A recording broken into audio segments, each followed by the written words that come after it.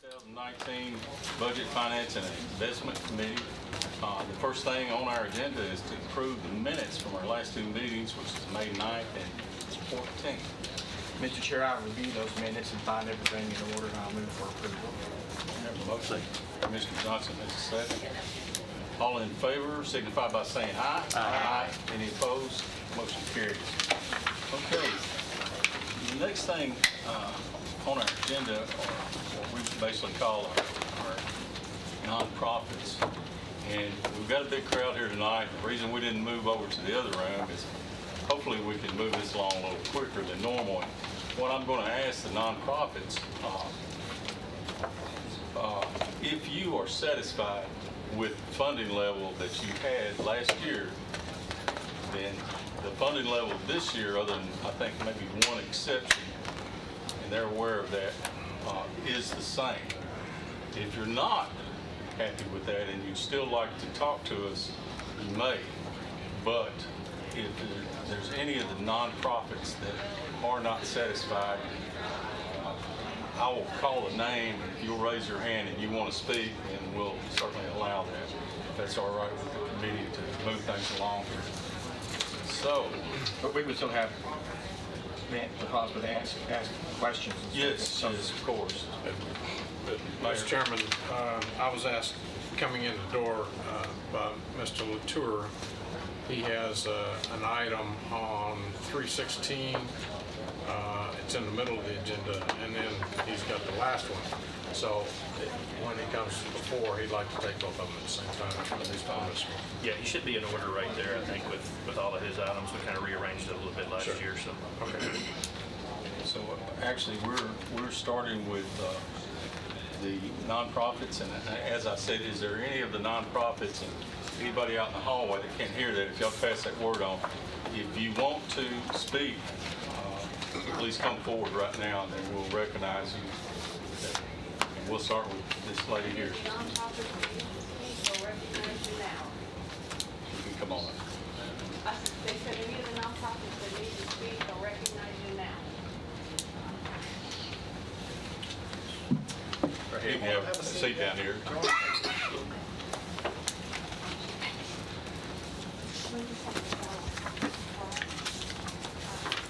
Great, good evening, everybody. I'm Elizabeth White. I represent Read to Succeed.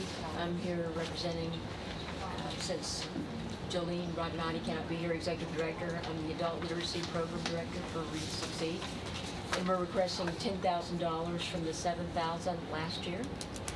And the reason why we're doing that is because the ESL program has literally exploded in Rutherford County.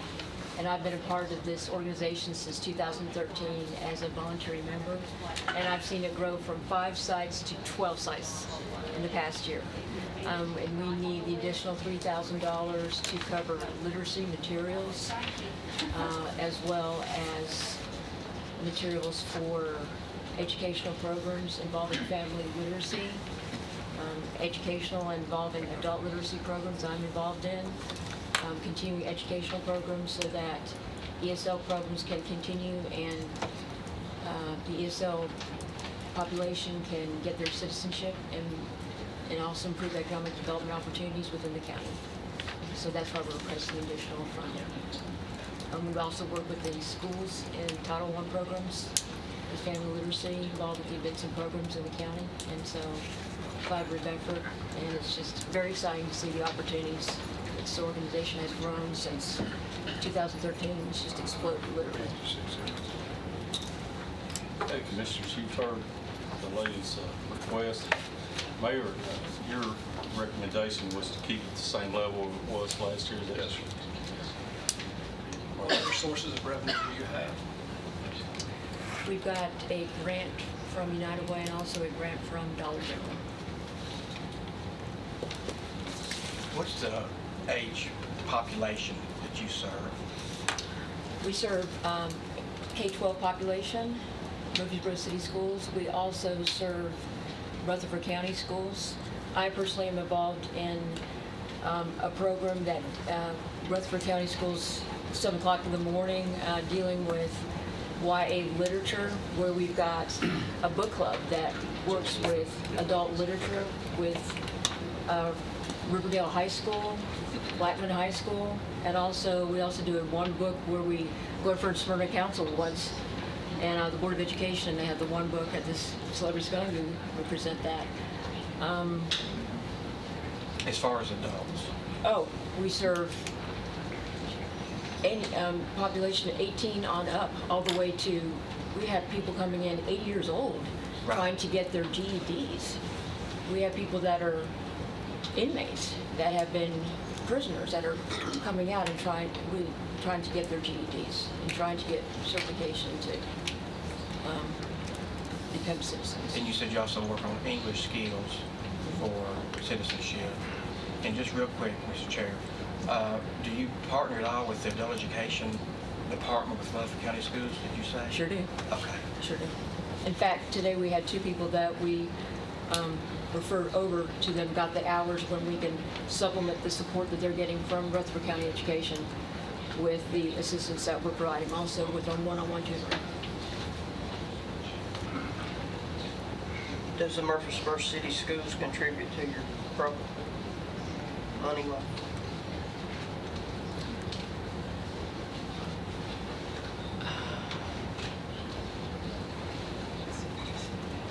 No, not that I'm aware of. Mr. Johnson.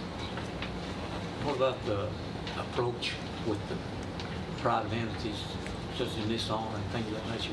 Do you approach them on any contributions that they might make to this? No, just the Dollar General and United Way would approach. Would you entertain the thoughts to? Yes, I would. Okay. I've just recently taken over this position, actually, last week. So I want to write grants and move forward and, work with the community on that. Based on my experience, because I've been grant writing, so I've been, Operate on the premise you have not because you asked, no? that's right. That's right.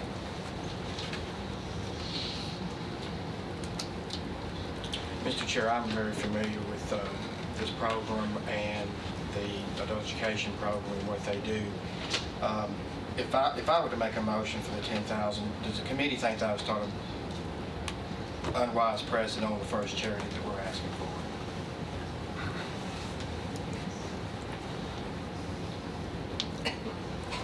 If they serve the Murfreesboro City Schools, would you not think Murfreesboro City Schools should contribute to the program? Well, for sure, I think they should. But you're saying the city council does not, and you've approached them? This is a relatively new contribution. I don't think we started either last year or the year before, wasn't it, Lisa? Right. This is a new one for us. I think maybe Burgess started it his last term. Trey, I think that was a great question, and I had the same inspiration, concern. Are we? Because I'm seeing several who the mayor has pulled back, reined in slightly. I see a 6 that mayor's suggesting 5 suggesting 45, and I'm afraid that kind of the weight of salary increases across the board for our employees is so dominant this year. Despite my heart for the nonprofit, I'm reluctant to. Well, I guess I'm just looking at It's $3,000. Yeah. So, Yeah. but I didn't want to start I- in the first charity up here, Yeah. and I'm saying we're going to go against the mayor's recommendation. I said, how you felt about that being a bad precedent on the first one? I think it could start a tide Start a tide. of every nonprofit. And just simply say, let's just go. I'm reluctant to Okay, well, thank you for approve that. Just my personal opinion. I Our gather, employees are really, we've got to really, the onus on us is to look at salary increases across the board. Right. So it's just difficult to.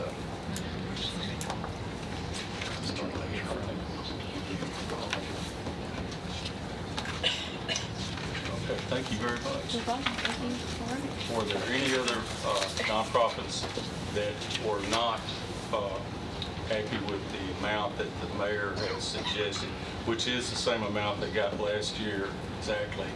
except for one occasion, and that's the roof at Sam Davis. If not, I'd entertain a motion, since I hear none of the other nonprofits come forward, I'd entertain a motion to approve the mayor's recommendations if you want to do that. So moved. Second. Okay, I have a motion and a second. And to carry on with the way we've been doing, we'll just do this with voice vote. All in favor signify by saying aye. Aye. Any opposed? Motion carries. Nonprofits, I want to tell all of you, thank you sincerely for the help that you give this county. But, the next thing on our agenda is, Lisa, help me there, is it Okay. It's- Tennessee Rehab? Tennessee Rehab. It's 55. Swimming upstream.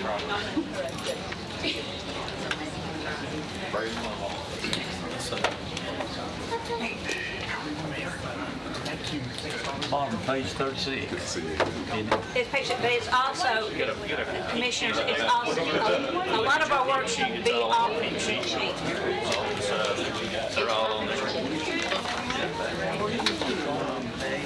All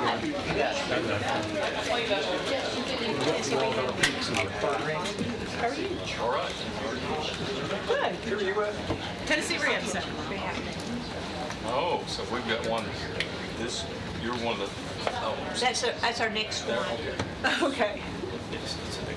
We've got so many people moving here, it's hard to Okay. keep up. Tennessee Rehab on here. Yes, it's Second one down. 555-10316. Should be in numerical order. Second one from the top on the front page. Flip it over there, Commissioner Gage. What are we doing? Okay, on the page, the second item here is the one that we're looking at now. 55510. It's the general welfare assistant. Mayor? Mr. Chairman, members of the committee, my recommendation is the same as last year, the 57,750. Okay. Are you happy with that? I'm thrilled with that. I'm getting a gas meter on Friday. You know what happened last time? Okay. Committee, have you got any questions, or would you like to say anything else?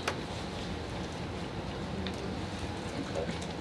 I mean, does everybody know what our agency does? No? You? Yeah? Everyone knows. Okay, I'll make a motion to approve. Okay, we have a motion and a second. Is there any further discussion? Yes. Pam. This is for the Tennessee I only see you Rehab once a Center. year. I know. There being no further discussion, all in favor signify by saying aye. Aye. Any opposed? Motion carries. Thank you very much. Thank you. The next thing is our Journeys in Community Living, and that's 56100, which is the next one down, third from the top. I think they all left. I think they were here and they just left. I think they were all satisfied with the recommendation. Mr. Chairman, members of the committee, I held the line on, there are so many great organizations in our community, and I wanted to give them what they requested. If you flip on the back, Oakland's and Sam Davis, we gave them 11 last year. Both of those, they submitted their request late, they forgot, both did. The only, out of all of them that made a request, the only one I bucked was Sam Davis, trying to work to salvage that facility, which is large for that end of our county for tourism. They've been having some real roof issues, which is detrimental to the actual structure of the home. I think Representative Sparks and I, for the last couple of years when I was in the legislature, tried to get money for that facility. They really need a climate control system, central HVAC, because it freezes in the winter. And, so I hope that they could use this towards that HVAC, but everything else is the same. Yeah, we're back to Journeys in Living. Sorry. Yeah, Community Living, okay. And I'm recommending the 37 as requested. 37.8 as requested. Now, he- From last year. From last year, he actually requested 36, and I think that was a mistake. I figured. Somebody called that. I'm trying to give you what you got last year. Thank you so much. I think they 37.8. should pay for their mistakes. Thank you, Trey. Are you satisfied with the mayor's recommendation? Very much so. Appreciate all the help you all give us. Trey's not even friends with that, is he? No. He's tough. Committee, have we got any questions? Motion to approve. Second. We have a motion and a second. Is there any other discussion? There being none, all in favor signify by saying aye. Aye. Any opposed? Motion carries. Okay, next in line is our Thank you all. the library system.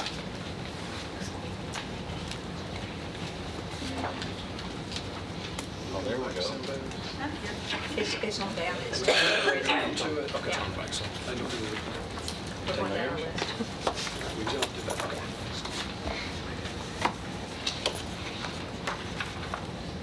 All right. Chairman, members of the committee, my recommendation is $1,801,450. That's up from budget last year, but it is honoring their request this year. Linebaugh participates in Smyrna, Eagleville, and Murfreesboro. Our library is our center for so many people, and good things that they're doing and trying to help people get an education, and with the onset of bringing computers in, trying to help those people at least be able to fill out an application to get a job. So I felt that was warranted. Are you satisfied with the mayor's recommendation? I am. Got anything else you'd like to say? I just want to thank you for your support and give you just a quick update on the technology center that y'all helped to fund. We are still doing private funds for operating expenses for the next couple of years on that. But we have, last month alone, we had 81 online reservations for the meeting rooms, and that doesn't count the walk-ins. And the computers and computer classes are doing extremely well. They're having coding camps and things from the school. So it's been a really well-received facility. So we want to thank you for your part in that. Seems like money well spent. Yes, definitely. And if you haven't been there, you need to go by and see them. I know it was kind of a one-of-a-kind facility. There just aren't that many of them even across the country. Right. Are you getting visitors from other locations? We are, I imagine you would. right now, our biggest problem is they did such a nice job in making it complement the school that people often think it's part of the school. I guess. And so it's helped that we put our banner up and with our newer logo that's a couple of years old, but people are starting to recognize that symbol and go, oh, that. We had a lady actually stop in the other day, and we asked her how she found out, and she said, oh, I saw the logo, and I knew that was part of the library. So we were like, yes, it did what it was supposed to. The increase that you've asked for, the extra 100,000, do you have something specific in mind for that? A lot of that is insurance, health insurance, because we have to do our own. And after we put what we did was this year was average. We don't renew until August 1st. And so this year we averaged the last 5 years what the increases were, and so our increase was 15% this year. And then after we submitted, we found out they're doing away with the policy that we currently have. So we hope that we've put in enough for that, but I think we probably have. We're probably okay. So that's the major increase. Okay, is there any further questions? Motion to approve. Second. We have a motion and a second. Any other discussion? There being none, all in favor signify by saying aye. Aye. Any opposed? Motion carries. Thank you very much. Next item on our agenda is tourism. And that's Heritage Center on down.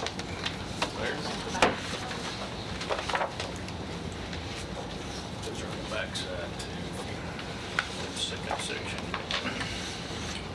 58110. Mr. Chairman, my recommendation for the Heritage Center with Mr. Van West, $16,750. Nobody's here. I thought you were going to do all this the same way. Okay. For all of them? The Chamber of Commerce is a calculation, and it's 15% of the hotel motel tax, so that goes into the CVB. Convention Visitors Bureau.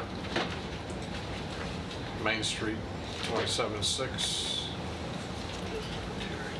And of course, they forgot to submit by the cutoff time for Oakland's and Sam Davis, 11 and 16, so that's why it's Mayor, waiting. have they submitted to you? Because I didn't get anything from Sam Davis or Oakland's, so I haven't gotten any I believe they did. information. Okay, I need to get that, because otherwise Should they won't be. get paid. It should be in Mr. Sandlin's office. Okay. We've got that whole box down there Okay. of all the requests. No request, I mean, they had a request from Uncle Dave Macon Days in Center for the Arts at $2,500 apiece, and made no recommendation on those. Why is that? Had they not, is this their first time to apply? Yes. It was. Kind of like you're just trying to hold the line on all of them with what we had last year with the salaries was my concern. I know it's a nit, but still it's, it all adds up. We've historically been very slow to add to these, just to let you know what's happened in the past. So you've seen a recommendation. Is there any other discussion? Mr. Johnson? Mr. Chairman, I don't think a $22,000 increase is going to kill us. I'll make a motion to approve. Mr. Johnson has a motion. Do I hear a second? Second. Mr. Allen has a second. Is there any other discussion? There being none, all in favor signify by saying aye. Aye. Any opposed? Motion carries. Next is we've got Destination Rutherford. That was on there, wasn't it? Not this, No, that's this next. needs to be on. Okay, Destination Rutherford and the Economic Development Council. And I did speak with Mr. Latour, and he took advantage of he is, He's okay. he's okay He's with okay the with the recommendation, which is the same we've done several years As for last year. Destination Rutherford, $135,000, and then the Economic And all- Development Council. Destination Rutherford is, Bill Jones chairs that with that committee, and I think we work with the city. They make an equal contribution. Is that I'm not sure of their correct? contribution, but this is a contribution we've done for Same several as last years. year. Are you considering both of these together? Yes. Yes. I make a motion to approve. Mr. Dodd? Second. Mr. Gooch? Is there any further discussion? Continuation budget? There being no further discussion, all in favor signify by saying aye. Aye. Any opposed? Motion carries. Okay, Done with the fact sheet. we're ready for the highway fund. Welcome, Mr. Brooks. So is Parks and Rec part of the nonprofit? Parks and Rec, is that part of the nonprofit? That'll actually come through with the parks, they're sitting down here at the bottom, recreation. That's just a line item in there, which is going to be percentage of the hotel motel tax also. So it's just what it is, basically. Good evening, everyone. Welcome, Mr. As you know, we're here to present the budget that was passed unanimously by the Highway Road Board at our May 6th meeting. So, I'm sure you've had a chance to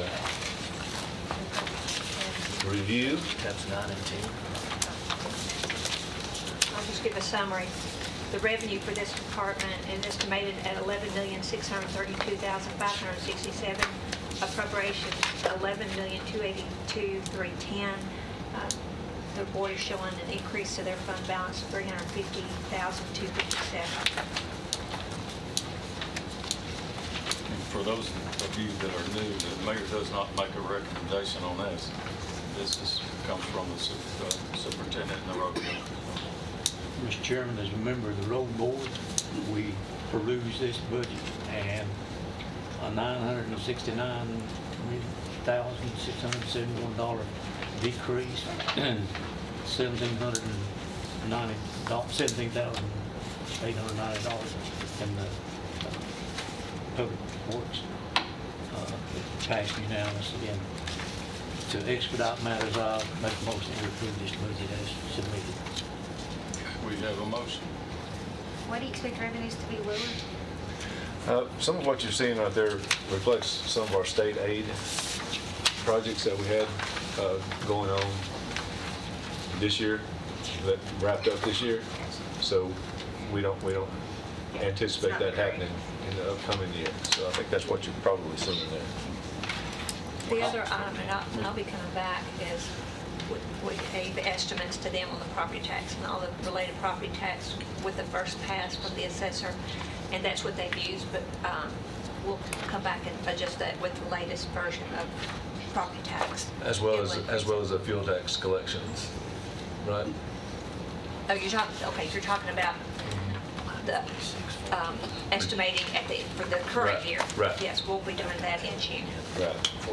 Commissioner Johnson. Also, to ease everybody's mind, the state aid has been operating on 98.2, and the legislature passed to make that permanent. So that will be 98% and 2% from the county. Okay. That is 2% match, make permanent. Yeah, that is This permanent. year. That did help. Yeah, a lot. So we've got a motion, but I hadn't had a second yet. Before we have any more discussion, do I hear a second? Commissioner Goodrich, a second. Now, any other questions, please continue. What's the state of our bridge situation in terms of, like, do you have them on a schedule to replace them or upgrade them, or what's the plan as that infrastructure ages? The way that works is TDOT does the bridge inspections of any structure that's 20 feet or greater in length. And so I get a report on them every 2 years. I get TDOT's inspection report. And currently, we do not have any on the high priority list. So we don't have any on list 1. We have some bridges on list 2 and on list 3. And we're trying to just kind of take those as our money builds. Do you have anything smaller than that you're keeping an eye on? Well, everything smaller than that is our responsibility. So we try to definitely keep an eye on all of those.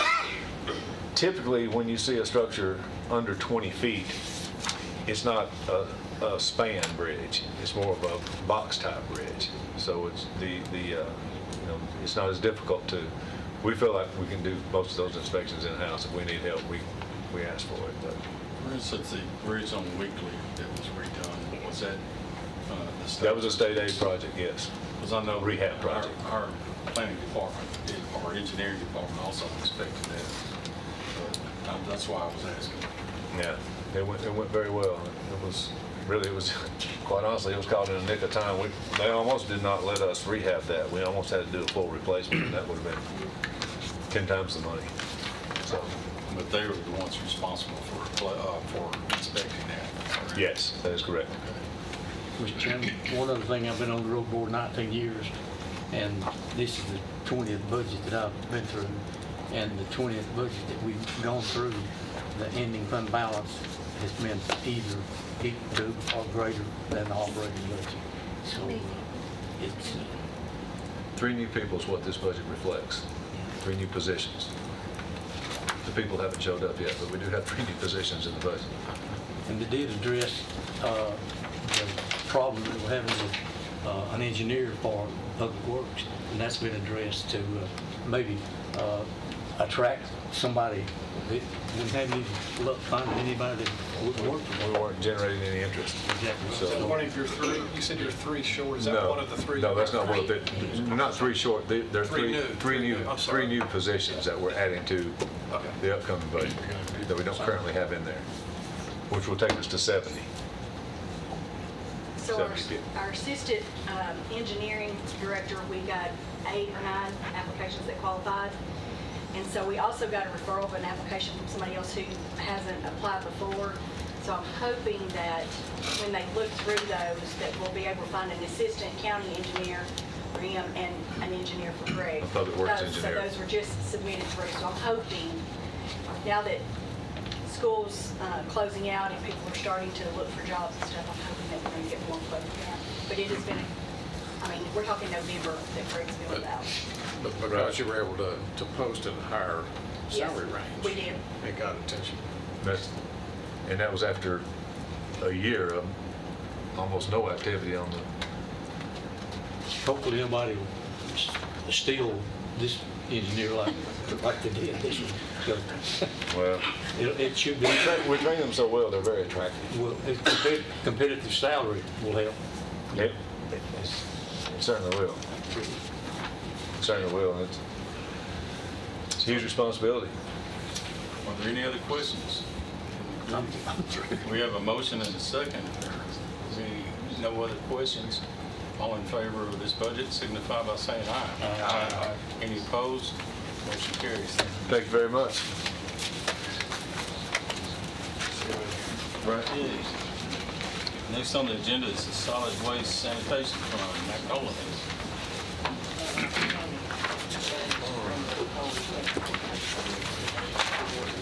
Good afternoon. We're estimating revenues at $4,749,900, expenditures at $5,219,469, which would be a draw on the fund balance of $469,569. As you can see below, there is sufficient amount of fund balance to cover that shortage. There's no property tax that goes into this fund.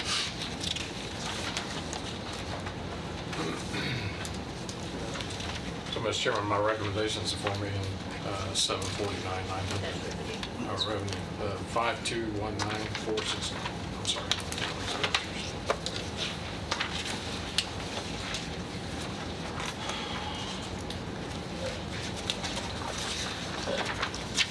Mr. Nolan, are you happy with this recommendation? Yes.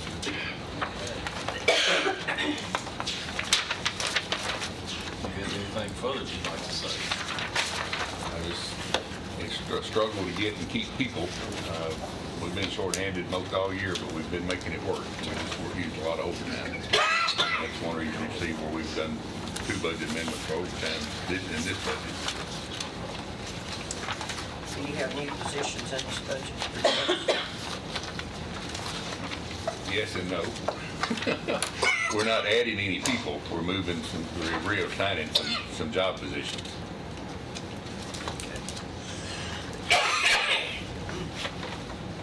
Thank you. Okay, do I hear a motion? Motion. Have a motion? Who made the motion? Piercy. Mr. Pearson made the motion? Yes. Second. Johnson has a second. Lisa, did you need to say? Okay. I was going to have more information for the mayor. Okay, Yeah. I thought you were waiting for me there that you needed to say. If you look right behind your yellow tab on These are the positions that the mayor's recommended. page 3, tab 3. Look under Fund Code 720 under sanitation education. This is where I'm eliminating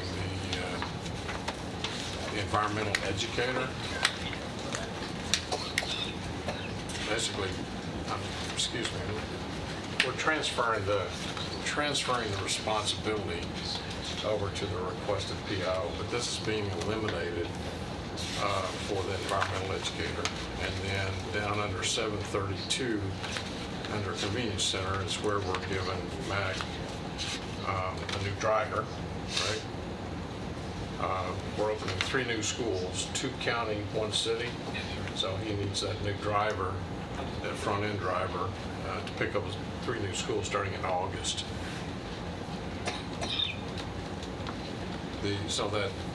And I believe it was $38,000 in that recycling, teaching recycling, which was funded by grant. But we're moving that responsibility of this position over to the requested PO position.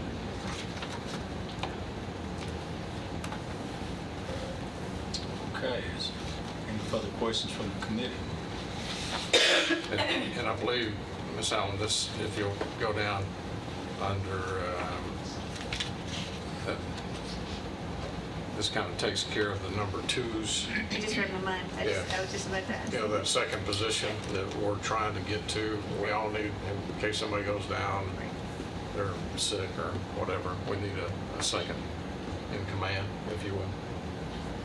And then the other thing is she's going to mention the convenience center coordinator. Correct. The current position that we have that's unfilled for the public media specialist, that job will also be done by the requested PIO, so that position will become a convenience center coordinator. So they'll coordinate all the activities inside each convenience center and help people dispose of their waste stream properly. Right. Obviously. So getting back to Commissioner Pierce's question, we're not adding anybody, we're just reassigning some positions.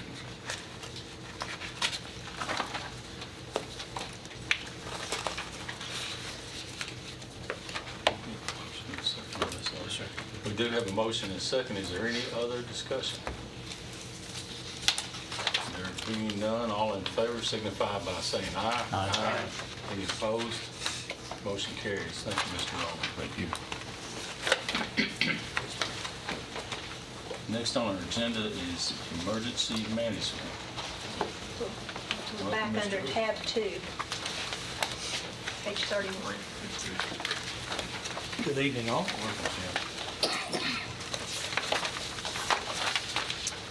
I do not know if you have the color-coded budget sheet that we forwarded. No. We had everything color-coded Mayor will take it. based on, Mayor will give his overview. okay, go ahead, Mr. Mayor. We need to go to page 31. Hang on just a second, Mr. Oh, we're fine.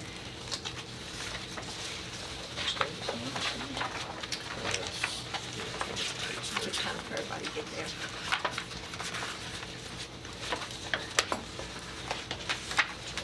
Okay, my recommendation, Mr. Chairman, for,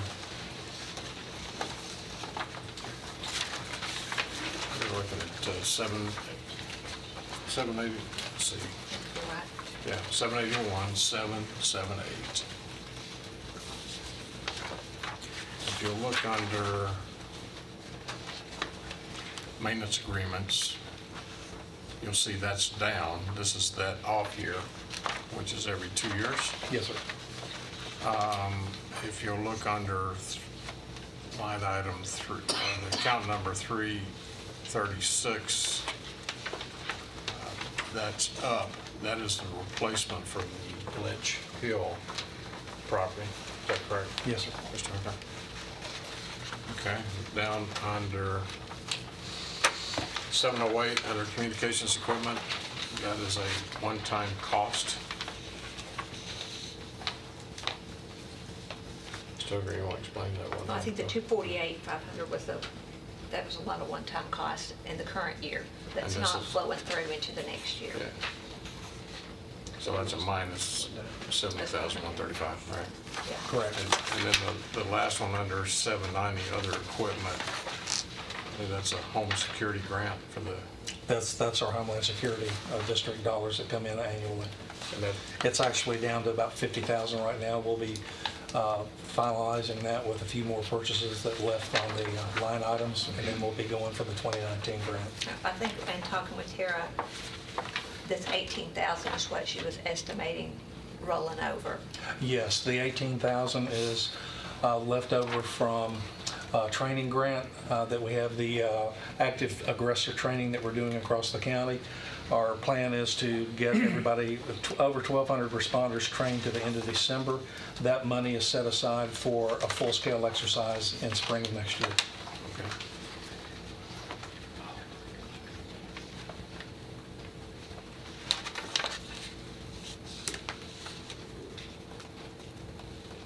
Are there any other questions from the committee? That looks like about $144,000 less than last year's budget. Last year, that's correct. Yeah, it comes out to 26.77% less than last year. The line 101, Yes, sir. The administrative salary, is This is is, it gone up at more than the others by percentage? this is the one that they The- changed To to the the public. safety director that you Safety sent the email. That's correct. Thank you. Understood.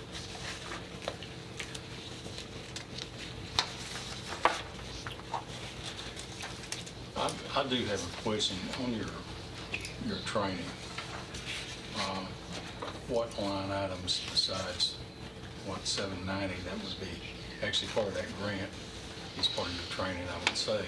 But are you good on all your training and certifications?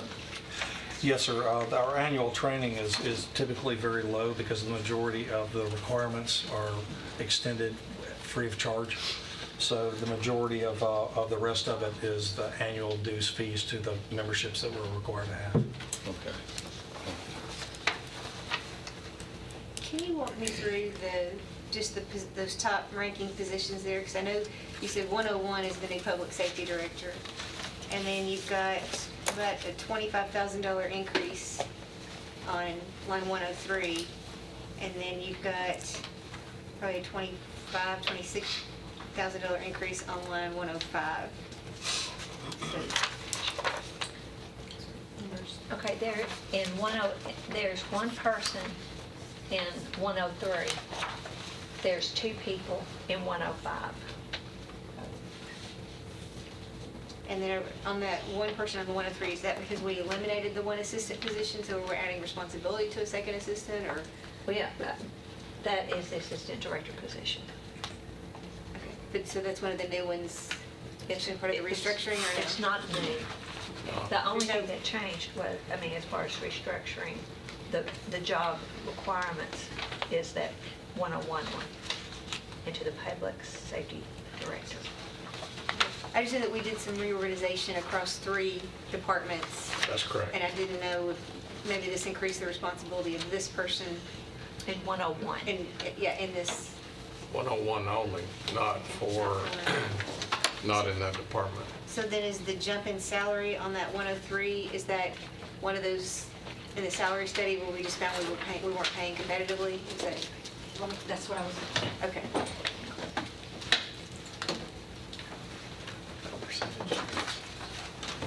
Yes. Sonia brought her, yeah. Oh, I brought the She brought her. toolbox over here. Yeah, toolbox. But that is part of that salary survey. That increase. Yeah. I just needed to know why And they I jumped. believe that's, is that C? That would be C. Everything that has your recommendations. Everything you're looking at salaries is under A, B, and C. Okay. That's fine. That's all I need. So, but how much did you say the amount was? It went from 53,498 to 77,601. No, 53 is what was paid as of It's paid out December. Oh, sorry. Through April. So 60, still went from 66. 66 to 77, yes, that was from the salary survey. And that would be option C, yes. And we say 790, That's a Homeland Security. Homeland Security grant. And So we're not you'll be getting a new grant. Yes, sir. We just finalized the planning for the 2019 grant. It'll probably be 6 or 7 months before that actually comes into the county. We'll amend, so it'd be amended. we'll amend Yes, sir. that in Yes, sir. when you know what it is. Mhm.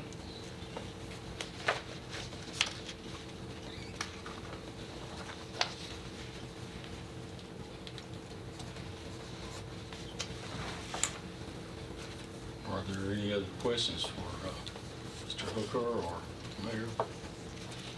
I'll move for approval, Mr. Chair. Mr. Gooch, motion? Second. Commissioner Johnson? Commissioner Pearson. Oh. Mr. Johnson. Is there any other discussion?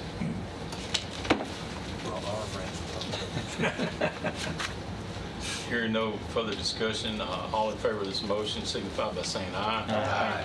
Any opposed? Motion carries. Before we go any further, I have a question rolling back to Mr. Brooks's department. Is our general workers' pay increase going to affect his workers, or does he do his own? He's an elected official, constitutional officer, so he pays through his revenues. And he addresses that very good. I know. I sat on the committee here before. Yeah, that's right. I know though, we at one point approved the raise increases for, I think some of his staff, because we were doing it like a quarter a year, and then finally one year we were just like, just knock it out, let's, just take it up. So that still needs to come through us? I think it was a I think you were thinking about, out of Mag's Okay. budget, those convenience center workers, those are the ones that we were doing a quarter a year to get them out. Okay, that's what I'm thinking, that's what I'm thinking. But he did bring some salary increases after the beginning of the year last year Okay. as a budget amendment, so Okay. that's where you may remember us approving something for him. I get you. Okay, we're now ready for the health department. Dan? Well, Mayor Ketchum? Hey, Mr. Chairman, my recommendation is $704,396, and this basically just a continuation budget. Yes.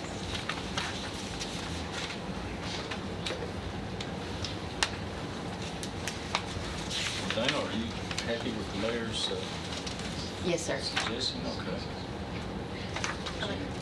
Excuse me, go ahead. I'll make a motion to approve. We have a motion. Second. And a second. Is there anything you'd like to say? No, thank you all for the support. Okay. Committee, if there are any other questions? Not hearing any. All in favor of this budget signify by saying aye. Aye. Any opposed? Motion carries. And you also, Wait, we got no, one oh, yeah. another one there. A couple more. Yeah, Yes. mental health. Yes, sir. That'll be on page 35. Okay. My recommendation, Mr. Chairman, is $11,850. It's a continuation budget as well. And are you happy with that Yes, that's recommendation? Same Motion to as, approve. okay. Commissioner Allen has a motion. Second. Commissioner Dodd, second for the same thing that you got last year. Any other discussion? Being none, all in favor, signify by saying aye. Aye. Any opposed? Motion carries. Okay, and we've got one last one before we let you go. Yes, sir. Other local health. My recommendation, Mr. Chairman, is $2,781,157, and this is all state funded.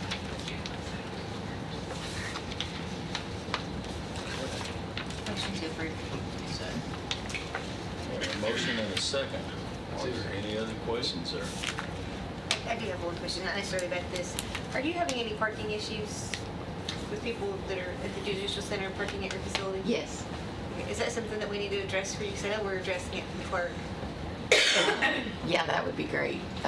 We purchased some signs, so I was hopeful that that would help, but it hasn't helped a lot.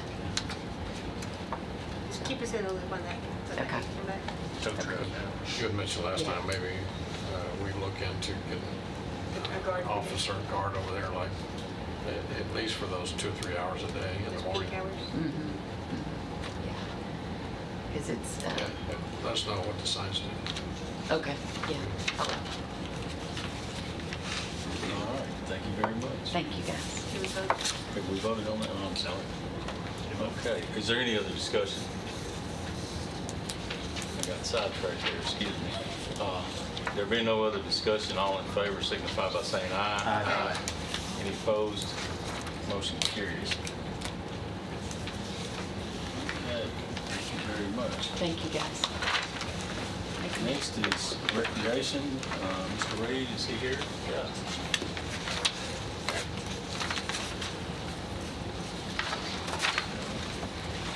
Mayor Ketchum? Thank you, Mr. Chairman. My recommendation is 619-055. We would like to re-audit our hotel motel tax, and if we could do that jointly with Mrs. Kroll. 5% of that hotel motel tax goes towards the Greenway, so we'd like to kind of join. That's it. And your line 316 contributions, that's the amount that we send to Murphy's Buzzy Center for the Greenway. And it's predicated on how much money that we get in hotel motel tax. And Lisa, did you ever, has anything improved? Did you ever get anything from Airbnb? No, I have not. Okay. We're still working on that. Looking to work with them, but at this time, no. But they Not haven't heard remitted anything? No, they Okay, I'll follow up on that tomorrow. Thank you. We'd reached out to Airbnb because, it's on they're supposed to remit, and they haven't remitted anything. And I know during the NFL draft, we had a lot of Airbnbs occupied in our county. So They're a lot occupied all the time. that's true. That's true. It's not We just them. would like to, speaking with Ms. Crowell and the other cities, is if we go in together, we get a cheaper rate to audit the hotel motels. And so that's something that I'd like to come back to you once we get a firm number, which hotels each of the cities want to do, we'll go in with them. When they audit, they have to audit separately. I mean, we get a cut rate because we have different requirements. I'll just give you the one that I know of is Murfreesboro. If a resident stays over, Lisa, you may have to help me, so many days, then they're exempt from the hotel motel tax, and that number of days differs from the county to the city. So they audit against each government's requirements. So it's not, they do it once for everybody, but it gives, we get our own separate reports. But anyway, I guess I'm highlighting that before this budget is finalized, we would like to come back and put an estimated number to secure an independent CPA to audit. How does an audit like that work? What are they looking at to compare to? How do they know? They're going into the hotel and looking at the So curious records. if they were going into the actual They'll hotel. start with her department, seeing what is reported, Okay. then go into their records at the hotel. And they have to cooperate, then, because they... And we go back 3 years, I think. And I know we don't have any sort of formal, parks department, and we have recreation that, we've done wonderful things with. But I had a constituent reach out to me recently about the conditions of the ball field at Las Casas, and then I think maybe Milton. Do we ever consider giving any money to help give a little TLC to some of those I think that's what his budget is there for. Yes. You might Have you explain been that. to Las I Casas have lately? not. This is purely an inquiry. I knew nothing of it. We discussed Milton. We do, recreation does not do anything at Milton any longer. But Las Casas, we gave them money this year, Okay. and I would encourage you to go look at that ballpark. So what about Milton? What would we help them? Milton's been designated as just a green space. It's not green a ballpark. space. We Anybody finally, can use it. Okay. it'd been going on for quite some time, wasn't it? Over a year and a half. And we finally put that to rest. We got it back from the state of Tennessee. It was given to the state back in the 30s. Great. And we were able to get that back, and I think we gave it to the Milton You and I Neighborhood talked about that. Association or something. It's just a green No, it space. belongs to the county. Belongs to the Belongs to county. the county, okay, so it's just a green space and Just a Ben green Mack can space. mows it. All Right. right. Anybody in Milton can use it, Sure. can use it, can't build anything on it. That's right, because we added it to his mow list. So it's on Ed's mow list. No, I haven't seen Las Casas. They've done a lot of work there this year, and it's really improved. Las Casas is. Yes, and it's part of what we've got for next year is to make even more. There's a request members in his budget going from 50 to 60, so that's just upgraded facilities. That's I'll correct. send some of that. That's all towards those parks. Las Casas is the only county field that they can play or practice on, is that right? No, sir. Rockville has a field, Kittrell has a field, Where they Buchanan can has. actually play tournaments and all? Yes, sir. Got the Rockville barbecue going on. They have a big one there during the barbecue. Thank you. Thanks, Joe. Motion to approve. There a motion and a second from Mr. Pearson. Is there any other discussion? Not hearing any. Everyone in favor signify by saying aye. Aye. Any opposed? Motion carries. Thank you, Mr. Thank you. Okay, soil conservation. I think I did too good a job of clearing our room early. We may have to try that in the future. Yeah, can we do that on a regular Thursday night? Really? Mr. Chairman, my recommendation on soil conservation is $116,059. This is a continuation budget as well.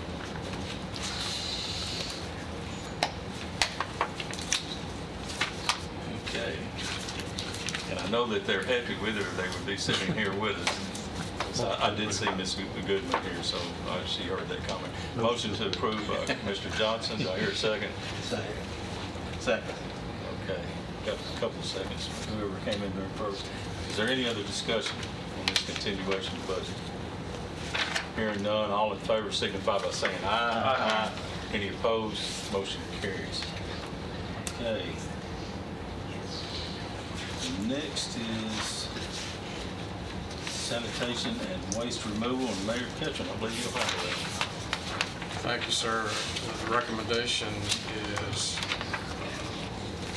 $38,269. This is basically just a contract with other agencies for large animal removal. Motion to approve. Second. Stevens, second. Is there any further discussion? This is a contract we renew every year with a large animal removal. Hearing none, all in favor signify by saying aye. Aye. Any opposed? Motion carries. Okay. Other public health and welfare. And I believe you have that one also, Mayor.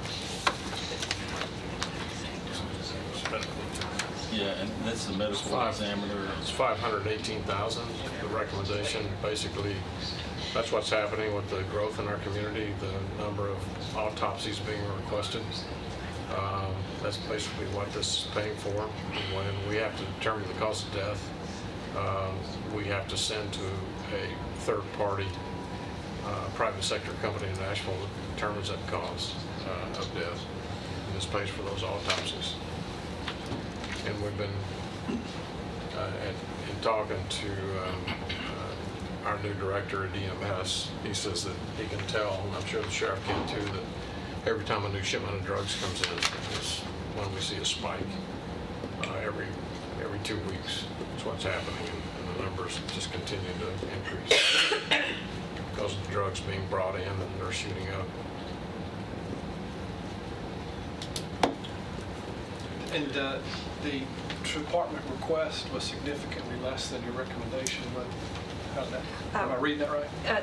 That was Carryover. That was a carryover. That department request is me. And then after seeing those adjustments that we had to do, we already had to amend this line. We just changed it through I the remember the mayor's. conversation that we needed to raise it. I just changed it through the mayor's recommendation instead of going back. Understood. Motion approved. Mr. Dodd? Second. Okay. I believe you beat him out. Take your pick, Carol. All right. We do have a motion in a couple of seconds. Is there any further discussion? There being none, all in favor signify by saying aye. Aye. Any opposed? Motion carries. Okay, next is other economic and community development, which is the home grant. Mayor, I don't know if that's you or Lisa or... My recommendation on that is $500,000. Basically, it's a home grant. It's also through GNRC, the Greater Nashville Regional Council. It goes through Lisa's department through REBA. And it's just it's not additional $500,000. It's just like, we're probably not going to spend what we've amended in, so we're putting it back in for next year. What is their mission of this? I forgot. Rehab homes. Rehab, roofing, and weatherization. This is basically pass-through money for us. It's a grant. I think this is actually rehab and new construction too. This new This grant was a little bit different than the previous grant that we got. But GNRC helps Yes, administer they it. administer it. We're indigent. Nearly matching funds, don't matter, just. No, it's 100%. This is separate though from the flooding grant? Yes. Motion to approve. Commissioner Piercy has a motion. Second. Commissioner Dodd, second. Is there any further discussion? Hearing none, all in favor signify by saying aye. Aye. Any opposed? Motion carries. And Mayor, you're on a roll here. We're looking at the garage now. When park in the garage, my recommendation on the garage is $311,088. That includes one leased vehicle. Did they lose some staff because then laborers gonna, I'm sorry, or did they add laborers? Or is that just raises? Those raises. Raises.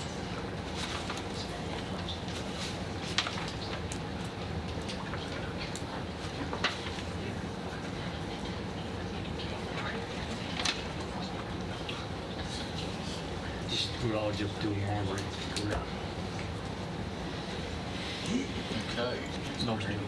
We have a motion, Commissioner Johnson. This is a reduction in budget. Do I hear a second? Second. Commissioner Allen, seconds. Is there any further discussion on the garage budget?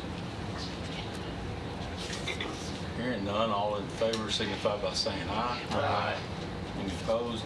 Motion carries. Okay, employee benefits. Lisa, is that the last one, or do we have, excuse me, go ahead. I was just going to say that the recommendation is $985,000. And what are the other fringe benefits? Okay, other fringe benefits is the county's portion of retirees' health insurance.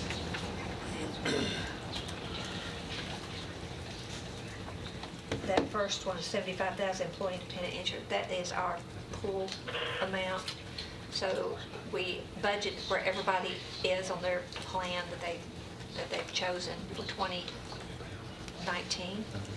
They will make new elections in 2020. And if we need to make any adjustments, we've got an amount of money to move out and correct. And then where it says workers' comp insurance, is that really OJI? That's, or- yeah, I mean, it's OJI. workers' comp, OJI, it's our contribution, the county's contribution to that program. That's what the state still calls that line item. Motion to approve. We have a motion? Second. Oh, I believe the man at the end of the line got that second. Okay, come on in. It's hard, y'all are kind of like twins. tonight. Don't be bad. Don't be bad. It's hard to tell the difference. Which twin has a Tony? As long as we get it done, that's all that matters. We have a motion and a second on the employee benefits. Is there any further discussion? There being none, all in favor signify by saying aye. Aye. Any opposed? Motion carries. Okay. Payments to cities. So, Mr. Chairman, that's $2,010,010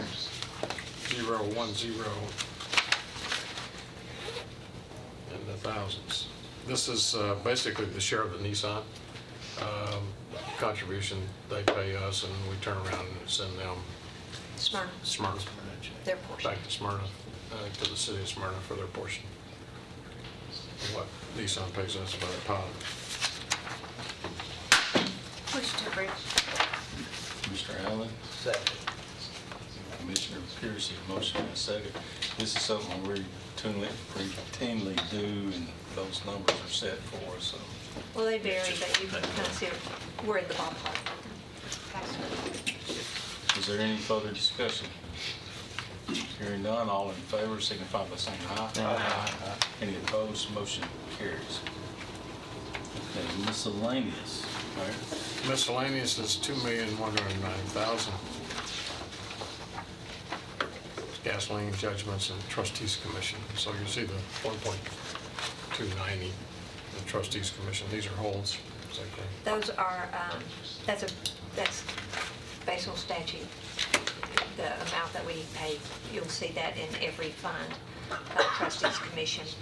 Any excess that he has that we pay to the trustee turns around, comes into the general fund as excess fees. That 100,000, that's the gasoline kind of, I call it slush fund that the other departments, if they run close, dip into, is that? It's our hedge. It's our hedge fund. Okay. And the judgments is, That's for property casualty claims, or the county's contribution to that fund. Does that include our deductibles? Yes. That's what I mean, if we- Probably pay out of that deductible. It comes out of here and goes into the Sure. fund, 263 fund. We really don't have a deductible, we just got a SR, so self-insured retention's all we have.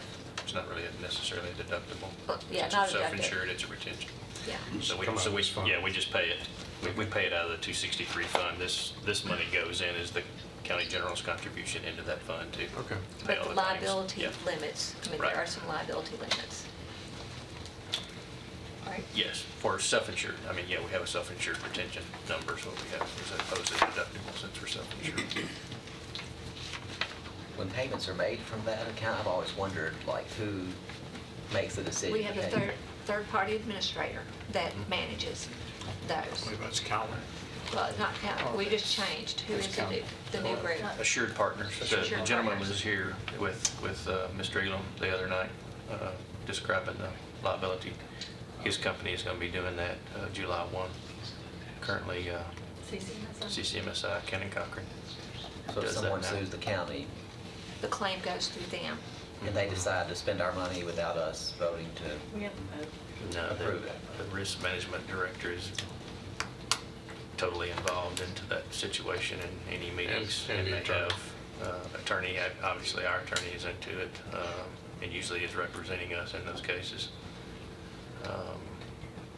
And then I know Dan gets the initial claims.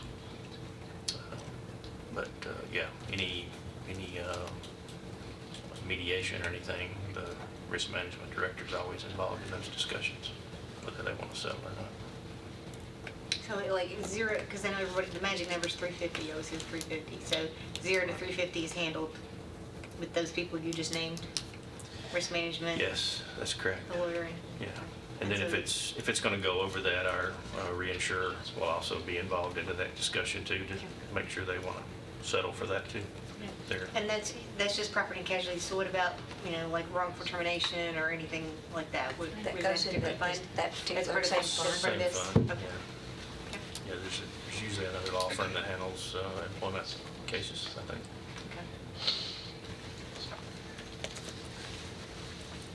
I'll make a motion to approve. Mr. Allen?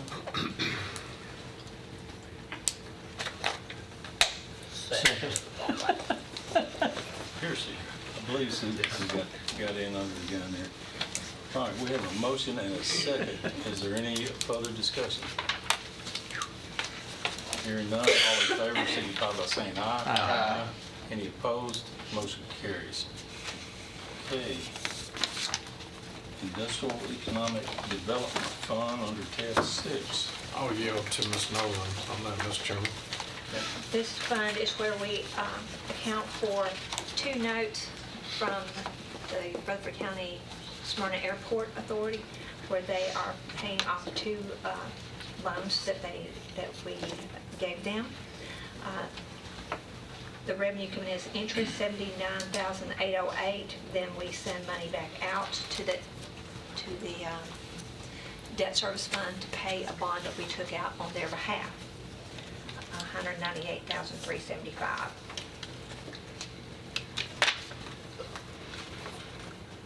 No property tax in this fund. There's no property tax, and it just kind of flows in, flows out. The additional money comes in as interest, as revenue, but then there's also, what changes our fund balance is also the paying of the principal.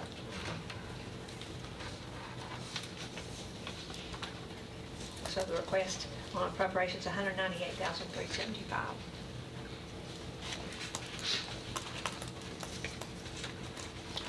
Any request, I'll entertain a motion. Or further questions? Motion to approve. Mr. Johnson? You did get a second? Yes, I'm sorry, Mr. Steve.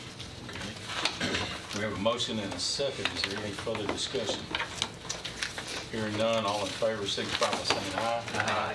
Any opposed, motion carries. Okay, general debt service fund. I'll yield, Mr. Owen, Mr. Chairman.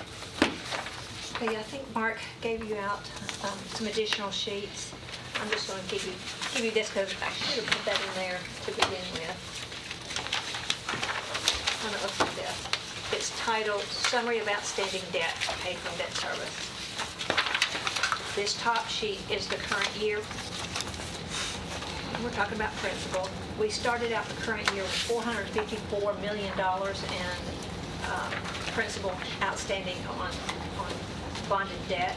We issued $40,680,000 in August of this year. We are retiring $33,455,000. That leaves our principal balance at the end of this year at $461,250,000. The amounts on the bottom are those leases that are paid through the general purpose school fund. But all that on the bottom part has been accounted for in their funds.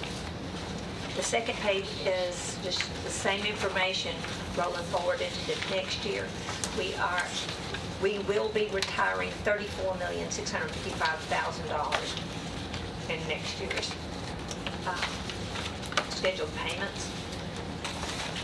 The third sheet I think is interesting. This also gives you the principal and interest requirements for all the debt that we've got outstanding. The next fiscal year, 2020, we are scheduled, as I said, $34,655,000 of the total outstanding. That's what that percent principal retired. So in 1, 2, 3, 4, 5, 6, 7, 8, 9. Okay, well, I could add 10. In 10 years, we will, by 2028, we will be paying off 61% of our debt will be paid off, existing debt. Typically, we borrow over 20 years for buildings that last in excess of 20 years.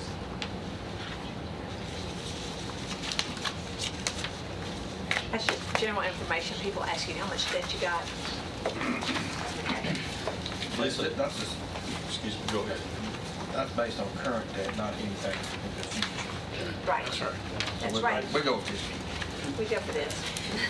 Yeah, just carry that in your pocket. In case somebody asks, what you did. So our estimated revenue for this fund is $54,231,269. Appropriation, estimated payouts is $53,552,353.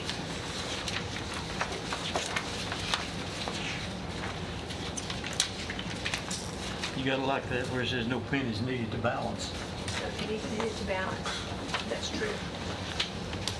Now, when we talk about this fund, I do not have anything estimated for anything that we may borrow next year. I think we've got enough funds to cover whatever we do. If you don't mind going to the last page, not the last page, it's the one that's got a big block in it that says draft copy, we lease this list. My secret list, because this is a list of something that I try to keep up with everything that I hear people talk about so that we can do some planning. The things on top are what the school board has recommended in their plan. The numbers 1, 3, down beside like South Side, Murfreesboro 1, at the way that they had it presented, they needed that in the next year. They needed 2 more elementaries in a third year. That's how I had to do this in the high school in the next 7 years. So based on their plan and what we would have to pay out to Murfreesboro in the next 5 to 10 years, 7 years, $416,758,000 potentially what they would need to borrow. This number is kind of just rolled from year to year. It's about 400. And when we have looked at debt, we've said, oh my gosh, we're going to have to borrow $90 million every year. And we said that, and we did not borrow $90 million this year. We borrowed $40. So I guess I'm saying it ebbs and flows, plan. I'm not sure what I will have. Well, he can speak to what he thinks is coming in front of you, but when you go to the county list, the first courthouse renovation, that on the list is, we've already addressed it. That's fine. We've done a budget of, we've already moved the money over into our capital projects. We did that in this month's commission meeting. I'll give this to you. Okay, and then, members, and Mr. Chairman, the SORT building, that was in the request from EMS, and I just put that on hold.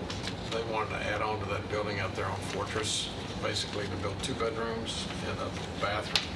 I just, since we were reorganizing all that, I think we put this off to next year. I just had some heartburn over $500,000 for 2 bedrooms and a bath. I think we could buy a house and a pool for $500,000. I know it's commercial, but it's metal. I thought that was exaggerated. So you've got automatic zoning in your residential areas, so you can take care of that. Yeah, exactly. And then renovation of the old judicial building, that was accepted last week, I believe, or week before last, by PBA. They're taking that on the old judicial building. We'll be basically renovating the first floor for probation, first and partial second floor for probation, and the 4th and 5th floor for IT. Basically, it's just going to be all 4. One is restroom is already ADA. The other 4 restrooms will have to be brought into compliance with ADA. And then basically just carpet and paint is what we're going to do in the judicial building. What's going to happen I'm sorry? What's going to happen to the 3rd floor? Just untouched for now? It'll go untouched. It'll probably take 18 months to go through that process of getting it remodeled. They're ready to, I think, Mr. Mankin, I think I shared with you at the last budget meeting that Jerry had terminated his, he's retiring, going back into retirement for the 2nd time. And I did talk to Ben today, and Steve, what's Steve's name? The contractor on the judicial building. Anyway, he has accepted to come back in and be the contractor for the, as they were going to remodel the judicial building back last September, and he has agreed to come back in and do the architectural stamp of approval and work with the PBA on that. The entrance to probation will actually not be on the square. Chose to put it on the College Street side to come in from the back, and also will activate the garage door that hasn't been opened in I don't know how many years, and that will allow IT to come in and hit that elevator bank and take all of their equipment and stuff, because they're constantly getting computers and everything, so we'll be able to use that elevator. The elevator banks will be refurbished with a faster speed. I don't know if y'all remember at any point in time, but it took forever. So both cars will be replaced inside the shaft of that judicial building. County clerk's office, satellite office, what we are referring to as One Stop. Working on the MOU with Mr. Christensen right now. We did have the handshake from the Commissioner of Safety, and we already have the MOU from the City of Murfreesboro to lease us that property for $1 a year for the next 50 years, and then another renewable for 50 years on the corner of Fortress and Blaze Drive. And then our MOU, once we have that, we'll send it to Mr. Hutto, the attorney for the Department of Safety, and we'll charge them for their square footage, whatever Class A rental space is going for. Mr. Mayor, did we say in property management or think that their payments to property safety would kind of equal be close to the debt payment we're paying on that. We hope so. That's our intent. You know, I told him we'd be fair Yeah. to the state, but we're going to charge them Class A because it's going to be a brand new building. All their needs that they've requested, I think Ms. Kroll had requested 5,000 square feet. Is that correct? It's coming closer to 6. Okay. And with the 2 drive-throughs, Right. and then the Department of Safety wanted 12. So 12 or 13. It's getting close to 19,000 square feet for the complex. Also, Mr. Mayor, that's going to accommodate the driver's license section also with it. Yeah, it will be the driver's license and driver testing facility because he decided he wanted to go ahead and put that facility in as well on top of it, so it'll all be a one-stop. Well, I talked to him last Friday at the memorial service Yes, sir. at the training center, and they're just chomping at the bit to get They're into waiting it. for us to Yeah, get just the waiting. MOU to get to them, and then we get that. I think the architects are already working on that, and then we got an approval from planning, so it's got to go to the first reading in City of Murfreesboro. Mayor, I have a question on that. So have we already added the staff, the satellite staff? Have we budgeted for them? No, we haven't. Okay. She has not. Will the building be ready in time that we should, the fund will be part of the year? She or- did have it in there, and we reduced it. If you look at hers, we did reduce it some because we But- knew for sure it wasn't going to happen. I just didn't know how long it would take to build the It's building. going to take probably a year and a half anyway. It won't be next year's budget before, once we get started building in a year and a half to 2 years, 18 months, probably. It's going to be a stick building, concrete block, stick, and whatever stone or on the facade, it'll be a frame structure, concrete for us. Community care roof, you heard last month we are responsible for the building where the nursing home is located. And so what you signed off on at the last budget meeting was for the roof The architect. architect only. We don't know what it's going to cost to repair that roof. There's 6 layers of roof out there, Mr. Mankin says. It's been added on to, and we don't know where the leak actually is. But the good thing is we did get the Christie Houston grant. Oh, excellent. Remind you of that. Got the Christie Houston grant, so it's a matching fund. They have the money, nursing home has the money to match, which is $500,000, and then Christie Houston put in $500,000, and that will remodel the old section of the nursing home, which was the original part that was remodeled, and hopefully that will get us up to a level or a level 5 star rating, or a level 4 star currently. Archives expansion, that's already been signed off on by the city, and I think they're ready to, the PBA is ready to go on that. There was a little slowdown on that because they wanted windows up on the second floor where they could, so they have agreed to put fake windows because you really don't want sunlight coming into papers that you're trying to preserve, and it turns yellow, from sunlight, so they're going to put fake windows on the outside. On that number, did we try to include the furniture fixtures and things like that? We talked about that. The original estimate was construction only, like with none of the expensive shelving units. Have we budgeted for the shelving units? Well, that's got question marks beside it, and it's not been bid yet. So we don't. I don't know if that's a good number. Okay. I don't know if that's it. It's So, fluid. no, Like we said, it's fluid. It's draft. I guess. Yeah. And the only thing, Sheriff and Preble, you had just briefly mentioned you may have some issues on the administration roof. Sheriff's Department, have you all gotten any numbers or?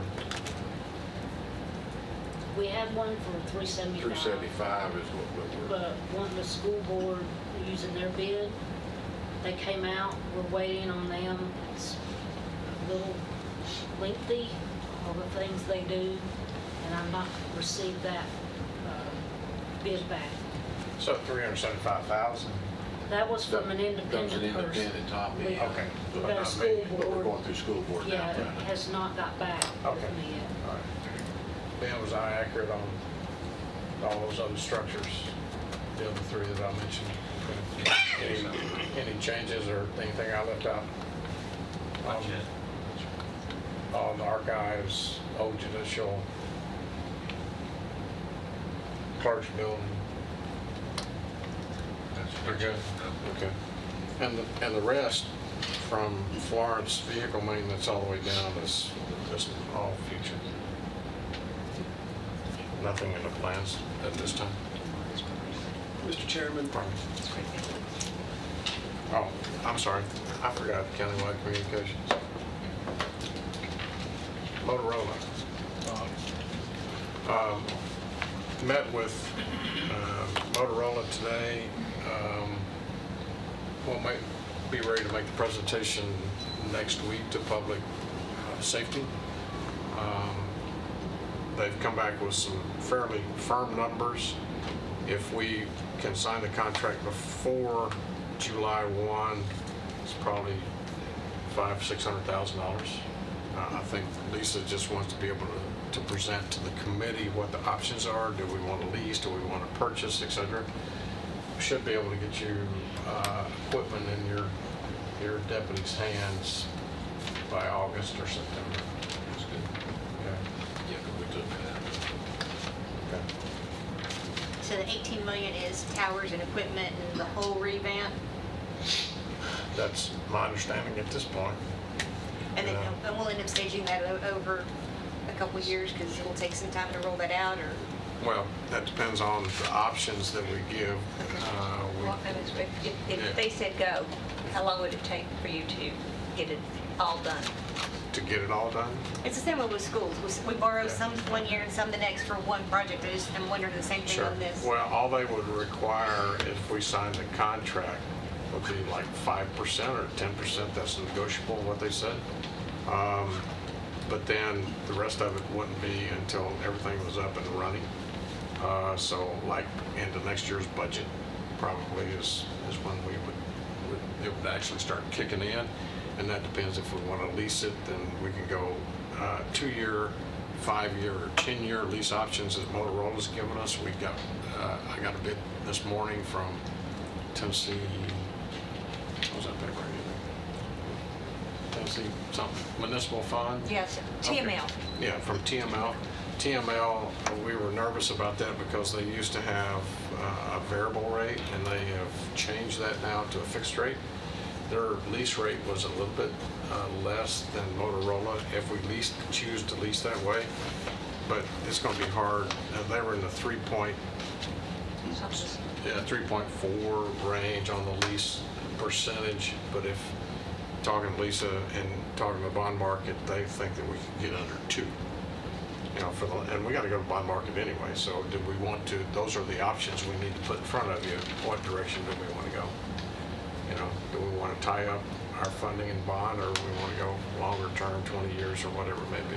So on this list, do you expect that as we get closer to the decision time of setting a tax rate, you'll know which pieces and how much of this is going to be in this year versus future years? Sure. So this is just kind of your snapshot of what's coming. Yeah, and I think we'll have a much clearer understanding by next Wednesday of public safety on this large number for the communications program. So and then look at the bottom. We've already committed, y'all have already approved resolutions stating approve of the project to be borrowed in a future bond issue. So we've already got $20,205,000 that you have already approved. Now it'll be more than this because we'll have to borrow for the city portion as well. But just those things that the mayor said, that's $28.9 million for those projects that he stated tonight. Now, and know that they are fluid. Then you add the $20 million that we've got to do for the schools, the $20 million plus. So we're at around $50 million. We've got the $5 million for the road improvements construction. Is that going to be the road system around the Christiana School, or is that countywide? Actually, that's. Gotcha. For me, it was not specific. And actually, he saw that and he goes, "Oh, that's for those roads, or this, and this." And I thought, well, I don't know. That's what I thought as well. Talking with the road superintendent, there's still some challenges out there. You know, like I stated earlier, and he feels the same way. If all we get is is one person who says, I'm not going to sell, you know, even if we condemn, it could be like that guy over on 840 in Williamson County in Leapers Fork. He blocked the TDOT on 840 for about 10 years. You know, so I just told him. So, and he doesn't have any numbers to go in. So we just kind of threw some. That was, for me, it was just a number to talk about. She grabbed. It's a placeholder, so we don't know. And I mean, that's why I said it's a number off the ceiling. And even still, even, let's say we even budgeted that whole $5 million, and it went over, we're not gonna spend all that in 1 year anyway. I mean, so, Right, yeah. right. Back in the day, whenever we would borrow, we would always throw $1 million in for roads. Cushion. For We roads. can spend that 5 on roads. Just saying, I mean. But I mean, for a while, we were doing that when we were in joint projects with the cities. Well, because too, is we're doing if you leave the money in there for the major thoroughfare plan and we do that update, and that's really gonna identify some road improvement needs as well that may not even relate to the schools. So And then what's the transfer station, the 10 million for it? Again, that's just, That was these are just things I hear y'all talk about. transfer station, the city was talking about it. Darren Gordon for the city and Mac were talking about the transfer station, but I don't think Public Works is that's just an option because that was talked about in Ed last year of having a transfer station to take all the garbage and then transfer it to another location. So we're just forecasting, that's all we're doing. Yeah, that's correct. Could be a possibility for the Christiana schools. Just saying. Just saying. Just saying. I had a question about the renovation of the old judicial building. Yes, sir. Where the 3.4? That seems high. I thought we were somewhere around 2.4 in our conversations. And this just may be for dialogue, so, but Yeah. good job.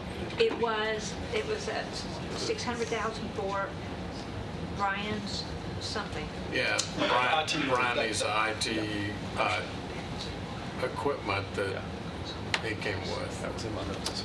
Yeah, it was like 600 or so. Y'all, you know, my team. That's cool. Don't Yeah, it was about 600,000 for cabling and We all got enough to do the, without going down that road. you go down that road, I don't know about all the Sure. switches and boxes. You're not asking for that money. Let's talk about what we're asking for. Thank you. I So digress. we're not really asking for things. I guess I That's just putting it on your radar. Oh, it's to tell you that I did not add anything for a debt that we may be doing this year. Depending on some discussions that we have. Even on the renovation of the judicial building, Brian says if you give me about 600,000, we don't have to get up to our 4th or 5th floor, so we don't mind taking slow elevators. There are some options. Y'all all have been around.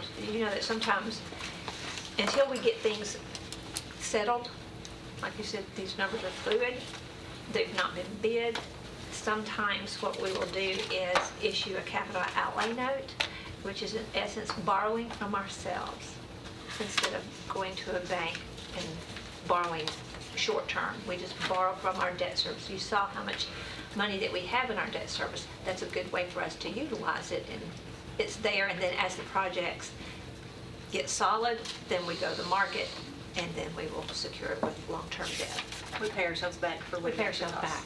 But it's just a way to do some interim financing, and that's really kind of where I'm looking at right now. Also at the schools, they've got cash flow, but we'll probably need to supplement. If you think about how long it takes for high schools and all these schools to build out, it takes a while. So we're using some of that money, but I'll need to do something for them before we go to market. But just looking at all those, again, it's around 50 million. And I said before when we first started, and the projections that we had, it's like, oh my gosh, we need 90 million, nearly 100 million every year. But it's always a shock, and we look at it.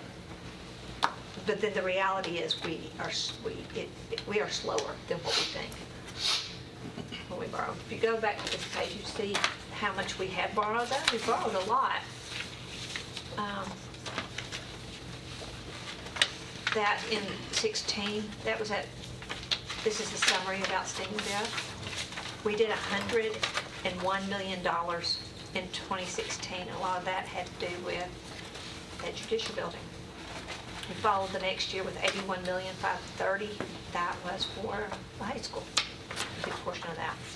Well, actually, 100% of that, $81 million, was all schools. So, anyway, all that to say, we'll come back. We may, oh, thank you, Mayor.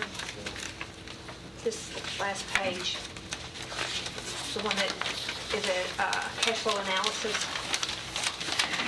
You've seen this before, and this is what I'm showing, that with our cash balance that we have and estimating the revenues coming in the same way. And you see in red our payments, and we make 2 huge payments, one in September, one in March. We pay half our interest in the first half of the year, and we pay the second half of interest and all the principal in the spring. This is to demonstrate that we have enough cash to pay our liabilities.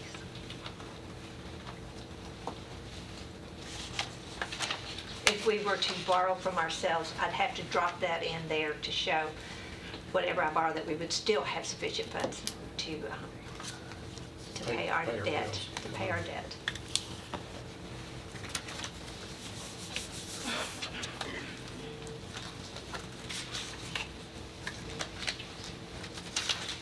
So the recommendation, $53,552,353 for appropriations. What is that, other charges? Other charges on top? No, no, it's red on that spreadsheet. Okay, The second one. okay, the other charges is trustees commission. Is the biggest portion of that. Like this right here.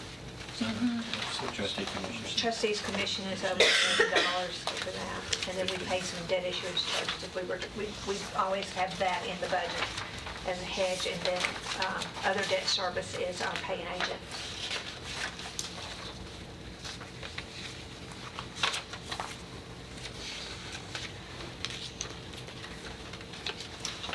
What was that recommendation again? 54,200,000, oh wait a minute, that's revenues, sorry. 53,552,353. It's on page 2 or 3.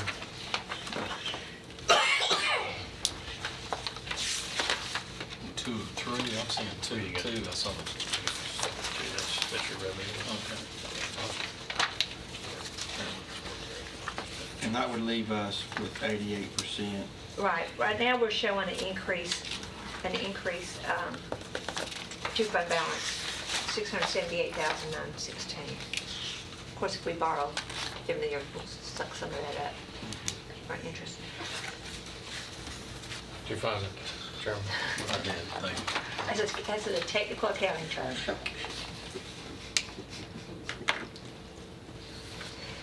Now, again, this estimate, $46,470,000 coming through. That's going to increase when we adjust our revenues for the current year. That will flow through. Lisa, do we need a motion on this to accept this now, even though we know it's going to be changing, but could possibly Okay. change? Well, it may not. We may just wait a year. I doubt it, but I can put an estimate in there. I really wanted to have more of a more solid feel about what I thought we'd borrow, and then drop it in. So the 53 million and a half is what you kind of estimate. That is like, for sure, that is based on our current debt. As far as our payments. Yes. It's our mortgage payments. So the 53 million reflects no new borrowings? Reflects no new borrowings. But you got sufficient fund balance, we can amend that in. Only fluid number in there is your 51,900 accounts with the trustees commission. Will fluctuate with revenues. So, but everything else is a solid number. That's right. Okay. For the director's explanation, do I hear a motion? So moved. Mr. Dodd, Second. Commissioner Allen. Are there any, you want to say anything else on that, Lisa, or are there any questions? Tax rate, Sir, taxes, tax rate. tax rate? You're gonna throw your 2 cents Throw my 2 literally in there? Okay. Throw my 2 cents in that I've been complaining about for several years. No, but this is one thing that we need to come back to. When we get ready to set the tax rate, when is that meeting? 20. No, that's when we adopt, but Oh, when we get together to, let's start saying what we're going to the public with. Yeah, approving the tax levy will be on the 24th of June. Tax levy resolution, that's when we actually What approve it. We're today? talking about the public Before we go hearing. to publication, That will be the 30th, next Thursday.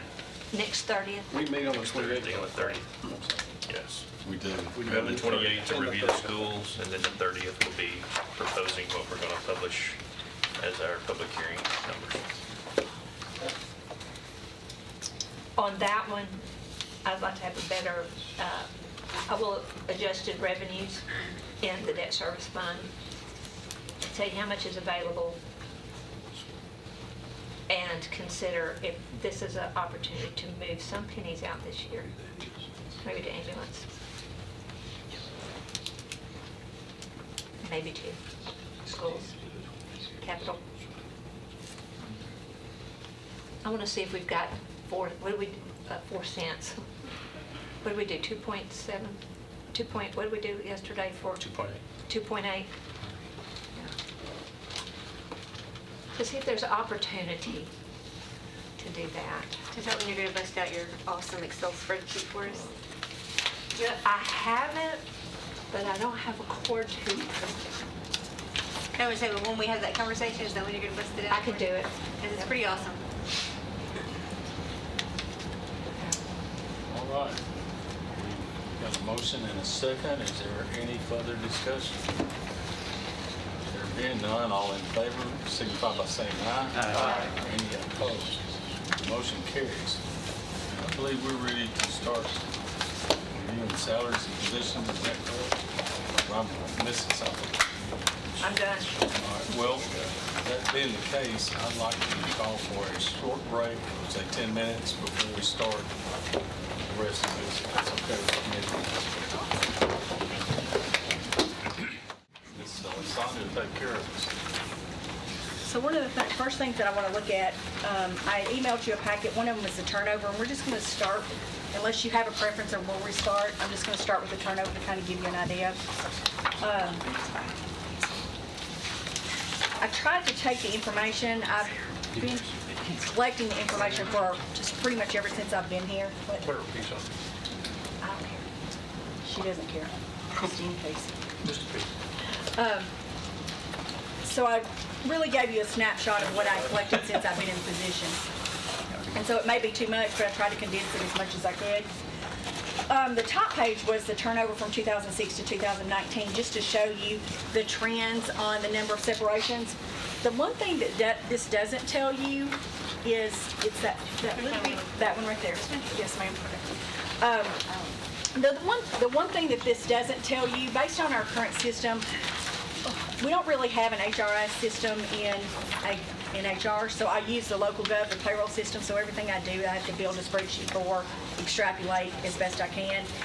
And there's not really codes. There weren't codes up until the last year and a half. There weren't codes for the last year and a half on whether somebody retired or deceased or what the reason was that they left. And so it's really, the turnover is just going to show anybody who left the county is what it's going to show. The other thing that this doesn't show exactly is there are times that somebody will leave one department and go to another department, and that won't show in here either as a turnover, because in order for it to be a true county turnover position, they would have to separate from the county. I don't have a way to capture that data. This is just county general. This is just county general. So,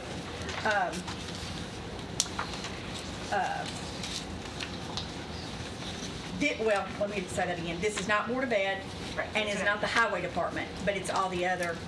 This will include the elected officials as well, their departments, just from the turnover standpoint. When you say that, are you talking about all the officers and fee officers too. Talking about Oh, sure. this turnover page on the top is every department in the county with the exception of Board of Education and Highway. Okay? So, because I can generate that report really easily and I have to blend the others in, and I don't even have access to the Board of Ed's turnover, so I don't know that. But, so it's by year and it kind of shows you the trends, how they were. You know, we were losing between, 90 and 100 people. And then in 2014, we started seeing an increase. 2016 is obviously not a complete number. I just realized that. So we'll have to not look at that one. I don't know why it didn't calculate down.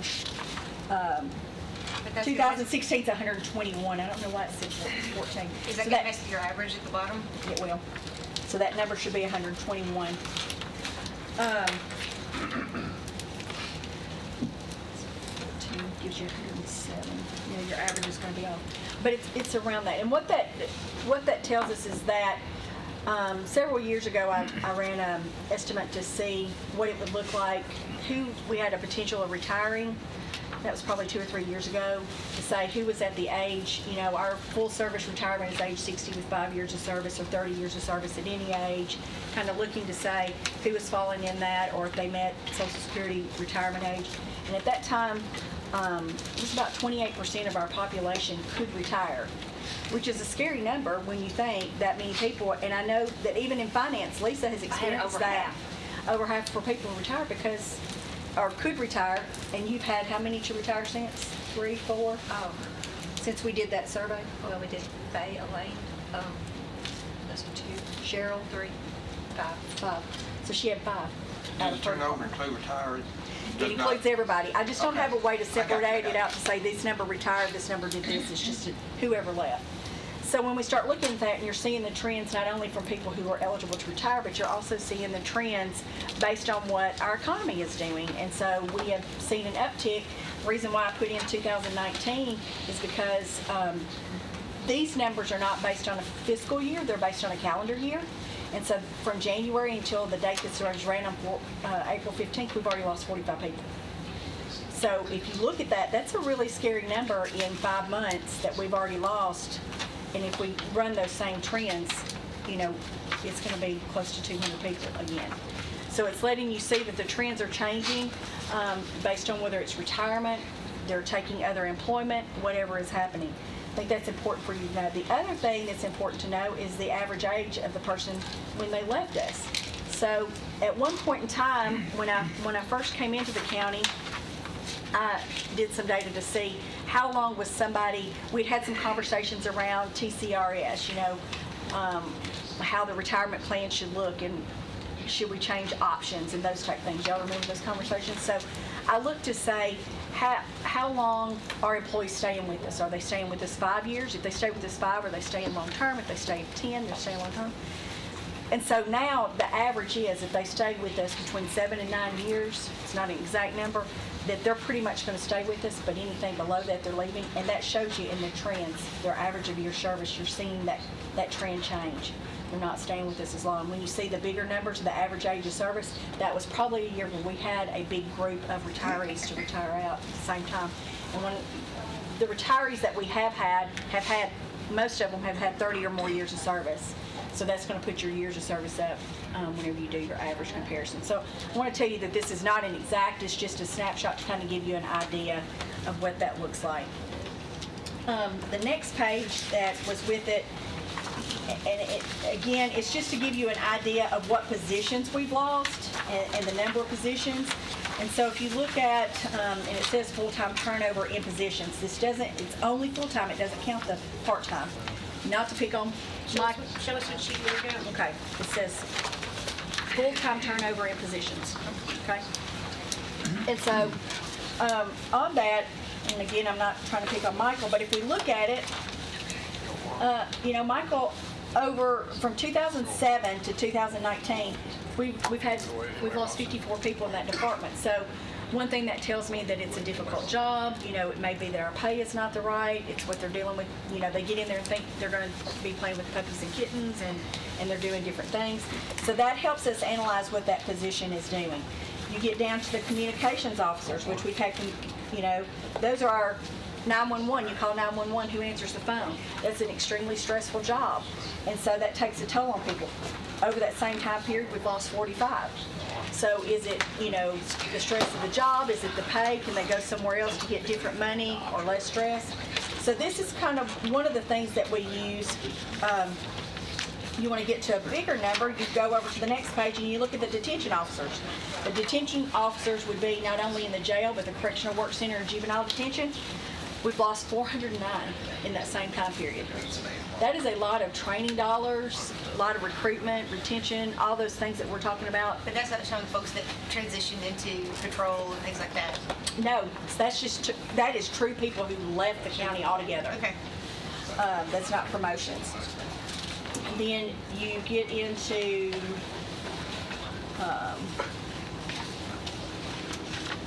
and so that just gives you a gauge on the type of positions, what kind of turnover we've experienced. And it helps us when we look at it to say, if we're doing a salary survey and it says, okay, we're comparable with somebody else, but we're having high turnover, well, staying comparable may not be the right thing. We may want to do it a little bit more to make sure that we're not having the same amount of turnover that we would have had before.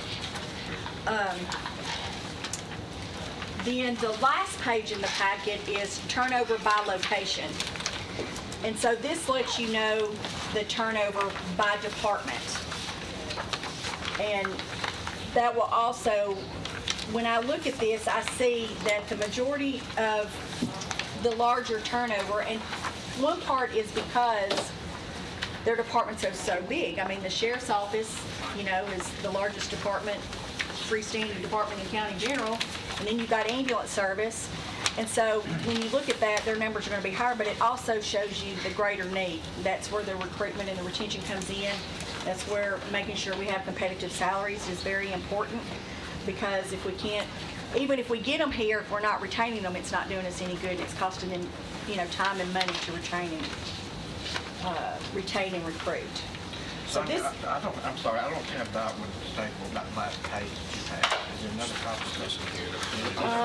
Hold up, I may have it. Yeah, you got this one too. She paid for it. yeah, she made you a pretty, color copy. Okay, thank you. You can thank Commissioner Allen. She found this really, somebody to blow them up for you and It's just print it. staples, but I just can't read the small print. So that was, And it was presumptuous of me, Trey, to think you wouldn't be able to read it either. That was very presumptuous. so that is more of your information just to look at, to kind of know the trends, to know what's going on. If there's not any questions about that, then we'll go into the salary survey information. Can you give us just a second on this? Absolutely. Is there anything that you want to point out on this one that we should just go straight to instead of us having to find it? Well, the biggest thing is that, like I said, that if you look at the trends, you're going to look at the departments that, for me, it's, when I look at the turn on the ambulance at 810, when I'm looking at turnover by location, 810 is the ambulance service, that's 94. That is a trend that we're seeing with our, and that's over this same time span. It's from the 2008. This is from 2008, January 1 to May 15th of 2019. You see that trend. Then the next department that you look at is 812. 812 is going to be our juvenile detention center. So what I'm trying to say is the public safety departments are the departments that, public safety, public health. Because when I think about public health, I'm thinking about the health department, which I know Dana has a difficult time keeping, bilingual interpreters and medical clerks and, RNs, doctors, dentists, those type things. So 813 is the health department. Then you go on down and you have... What is 10 and 11, is that Sheriff? 810 is the ambulance service. Oh, I thought that's 809. Which one is animal control? Animal control is 855. And it, they've lost between that same time 72. Yeah. Then 835 is Sheriff's Office Administration and Patrol. That'd be your patrol officers. And then 836 will be your jail. 165, 224. Say it again. 165, 224. 835 and, oh yeah, the number's right, yes. 165, 224. Yes, sir. Okay, period. And then you go down to 875, that is the Correctional Work Center. It's the workhouse. Yes, ma'am. 134. Correct. Yes, sir. Okay, 115 up here is 812. 12 is juvenile detention. 812 is the Juvenile Detention Center. That's 115. Yes, sir. Okay.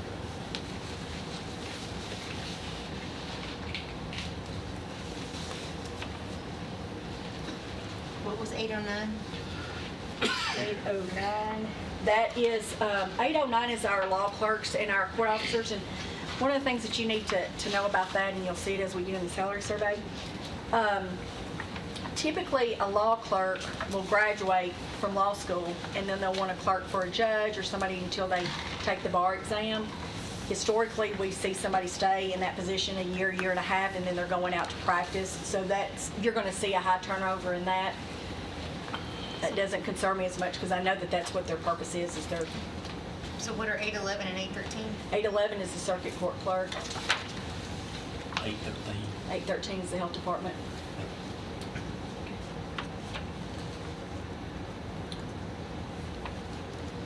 And so these are bigger departments and you're seeing those trends, but I would tell you also that those trends are the same in the smaller departments. It's just that you're not seeing them because the other departments don't have 500 employees. And so that's... What's 820? 820 is property assessor.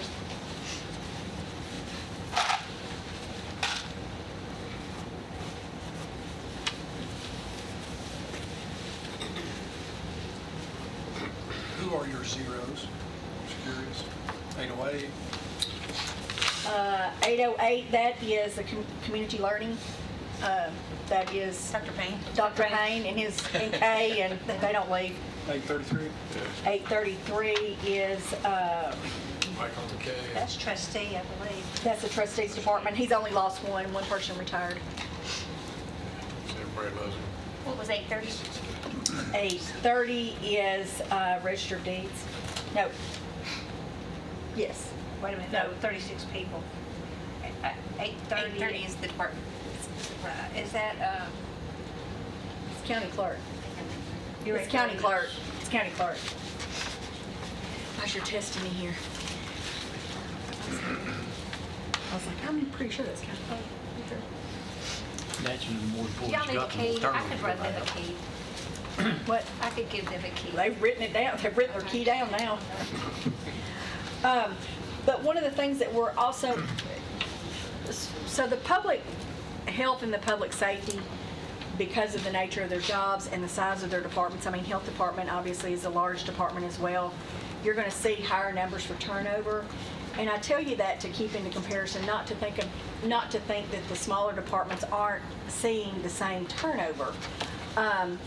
You know, Brian, even though for him you may say, well, that's one person, he just lost a person recently to take another job somewhere else. And when you have one person leave a small department, that's detrimental to your department. I know that the trends in the IT, we talked about this already. He talked about it during his budget with you guys as well. The trends for the IT, we've got companies coming in to Rutherford County, into Nashville. And I think, you know, that's all they deal in. They're trying to get the business. So naturally, they're going to try to recruit, you know, people that are local, that already know the community and the businesses. So, you know, that is a real concern for me. But it's also... Is there and I think I know the answer to this before I even ask it, but is there any kind of a standard expected turnover rate? And is that just going to vary by department? It will vary by the department. I mean, public safety, I mean, the trends are going to vary. It really depends. Because like you got... I'd like to, I guess, based on... the rule of thumb for me was always if you could keep it between 3% and 5%, you were doing really good by a department, but that's not always achievable for every department based on what they're dealing with. But your animal control, It's gonna have higher, your yes. public safety agencies, you'll find the same percentage changes in Marshall County or Williamson County, you know, average Well, because you gave us the percentage rate turnover, so now it made me jump over to look at that column as well. And so I highlighted a lot more that had lower numbers. And so there's one here, 818, they've had 37.5% turnover. And that's only 12 people, but. And that's our risk management department. Well, the animal control in 2011 had almost 75% turnover. Basically, the percentage of what you'd be looking at, because naturally, the more employees you got, the more. The lower the number's gonna be. So that, yeah, because you're gonna be dividing that between the total number of employees. The other things you have to consider too is sometimes you have turnover because the department's too small. You know, Michael, we added some people to his department. Where's he at? We added some people. You know, people,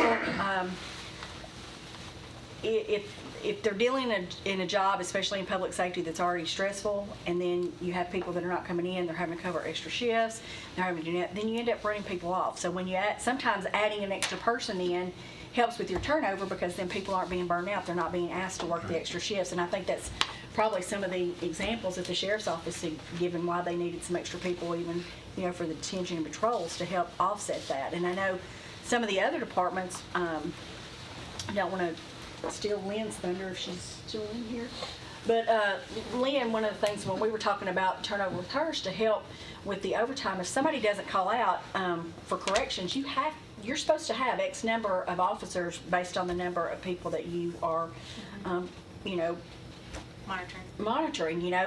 And so if somebody calls out, you've got to have somebody on shift. So one of the things that we came up with was, let's hire some kind of PRN, part-time as needed, to fill in when somebody called out sick so they'd be there. Then that also gave them a tool to say, okay, this person is a really good person, the next time I have a full-time. So it's also a grounds to give somebody a promotion. And I think she would say that has helped with the situation. Obviously, it's not the cure-all, but it's helped. So just sometimes it's just making sure that you're not letting your people get burnt out as well in their jobs, because somebody's got to do it, and you can't just leave it. So then if they're working, you know, shift after shift and double after double, then they're getting tired. I know a lot of times when we're doing the budget transfers, it's always to cover overtime for family leave.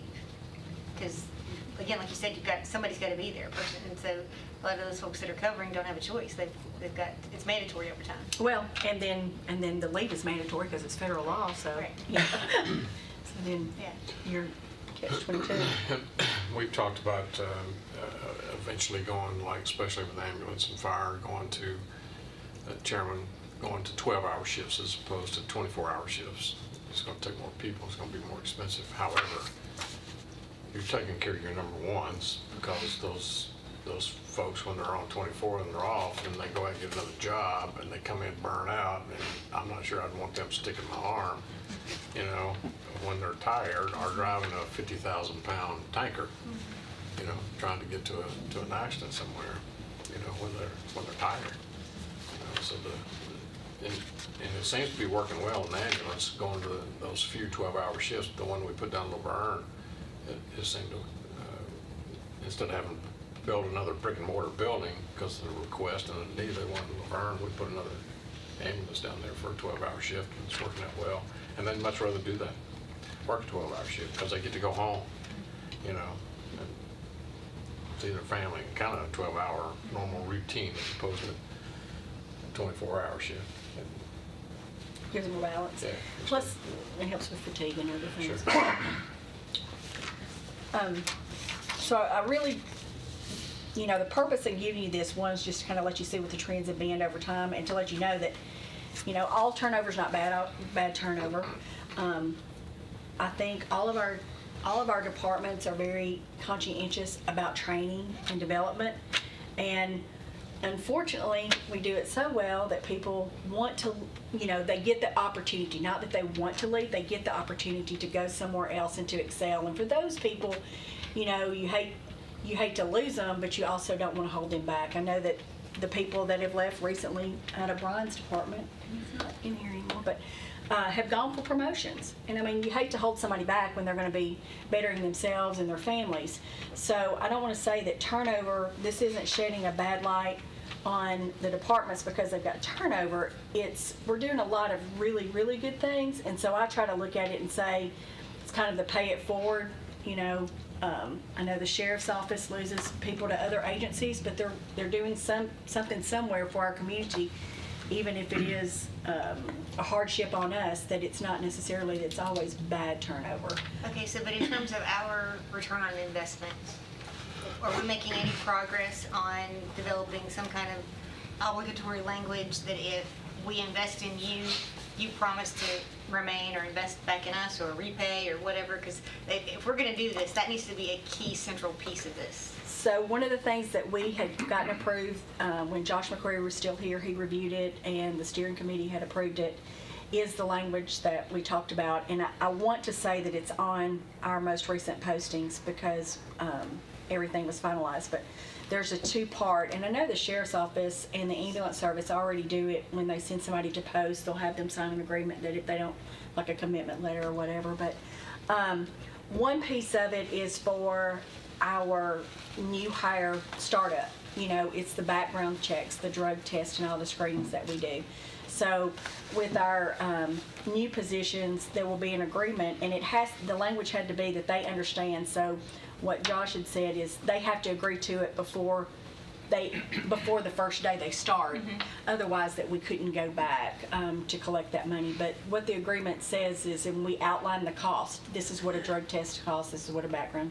And we check each of the things, and they sign off on it, that they understand that if they leave before the one year is up, they have to repay us for those new hire startup costs. So is that only for the onboarding? I'm sorry. Is that only for the onboarding, or have we done that for other training programs as well? Well, that's part two. So that part one was the onboarding piece.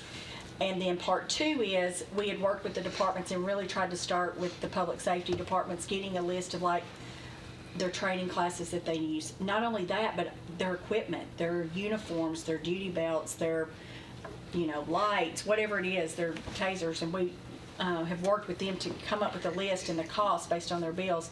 And that's something else that will be in there too, where they'll sign off that if they leave and they don't return something, we get reimbursed for that, or if they have the training classes. Now with the scholarships, and so like at the ambulance service and the fire department, the scholarships, the way it works is it's over a 3-year time. If they leave any time within that 3 years, that it's prorated, that they have to reimburse us for their training. Now, on all these agreements, if we terminate them, They don't have to repay. that's, Yeah. Are we going to do this across all departments? Because I'm thinking about, like, for example, Laura. Unless they take their utility bills and stuff with them. Yeah. Or their glide. Yeah. But like the example that you gave by sending Laura to the purchasing program, that's an investment in her. Yes, So we're doing that for across the board, everybody. I think it needs to be uniform. I don't think it needs to be just I public totally service. agree. Well, it's not just public service, but it's the ones who have routine training. So I think what we were trying to hit at first was, one, the departments that are larger that have the bigger turnover, and then two, that it was the training that everybody would have. So like anybody who's going to be a patrol officer will be required to either already have their post certification or go get their post. So we were trying to look at the things that were the same.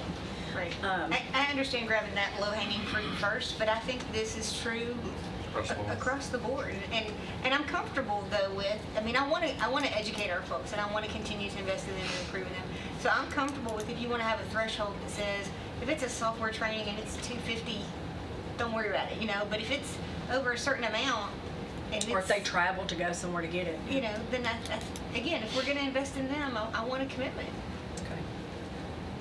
I'll research that and put something together and take that before student. Do we do anything for tuition reimbursement now? Do we already have any language in place? Well, for the fire and ambulance service, yes, we already have language. You already have an agreement, and so when they go in to take their advanced EMT or their paramedic, and they sign up, it's a scholarship agreement with a 3-year repayment if they don't. Like if you've got somebody in risk management or in finance that wants to go get like a master's or whatever, do we have anything like that? We do. We have a scholarship program for that as well. We do 3 scholarships twice a year. We send out applications, let people apply. And then if it's more than 3 people that apply, then we have a committee that will go through and vet. They have to write a letter why they want, why they're going back to school. If somebody said, I'm willing to pay for it and go, we don't have anything in place that says we No. will pay you back if you stay? No, Okay. no. We just have the $500 that they can get twice a year. Did Josh say that we were able to deduct from the last pitching? Yes, if we had it signed before. Okay. Before it took place. Because a lot of times if they quit, they may not come back, so I think that legally we should be able, if they sign it before their first day of employment, we should be able to deduct. Well, from or the I would last think even paycheck. before the training, even if you're currently employed, like, for example, using Laura's dad example, if she Right. wants to go on that, if she's willing to sign an agreement that says that this obligates me for whatever Right. you It just agree- has to be before the event occurred. And it needs to be uniform, whatever that agreement is, needs to be uniform. The thing that's key too, though, is, and we've got to be mindful of this, is that sometimes, I'm not saying people would do this necessarily, but they might say, okay, well, I know I have this debt, and if they know that it's going to come out of their last check, we may not find out they're going to quit in time to take that from their last check. So then that's a whole nother You're always gonna avenue. have somebody shady. Yep. You just are. And Yep. to people, those people, good Somebody riddance. trying to beat the system on. But I'm saying, good riddance. If that's your character and that's who you are, just move on down the road. Yep. So if there's no money to be had, obviously we can't get it back. So, but that's the plan. Could do like some Mexican restaurant in Smyrna years ago that used to tape the bad checks to the front of the counter. So. Just plan. Yeah. Everybody in town knows. Yeah, we'll just post it somewhere. We'll just have, It's illegal now Yeah. to do. Is it illegal? It used to be funny to watch. Okay. So is, Taco, are there, 235. so are there any other questions around the turnover?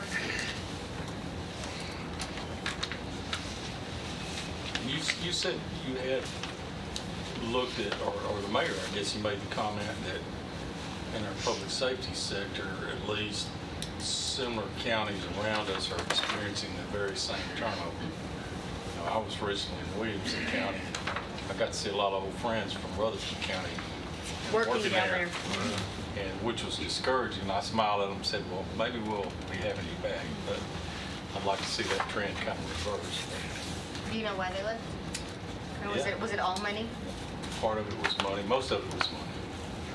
Most of it was the couple that I talked to. And they allow them to live wherever.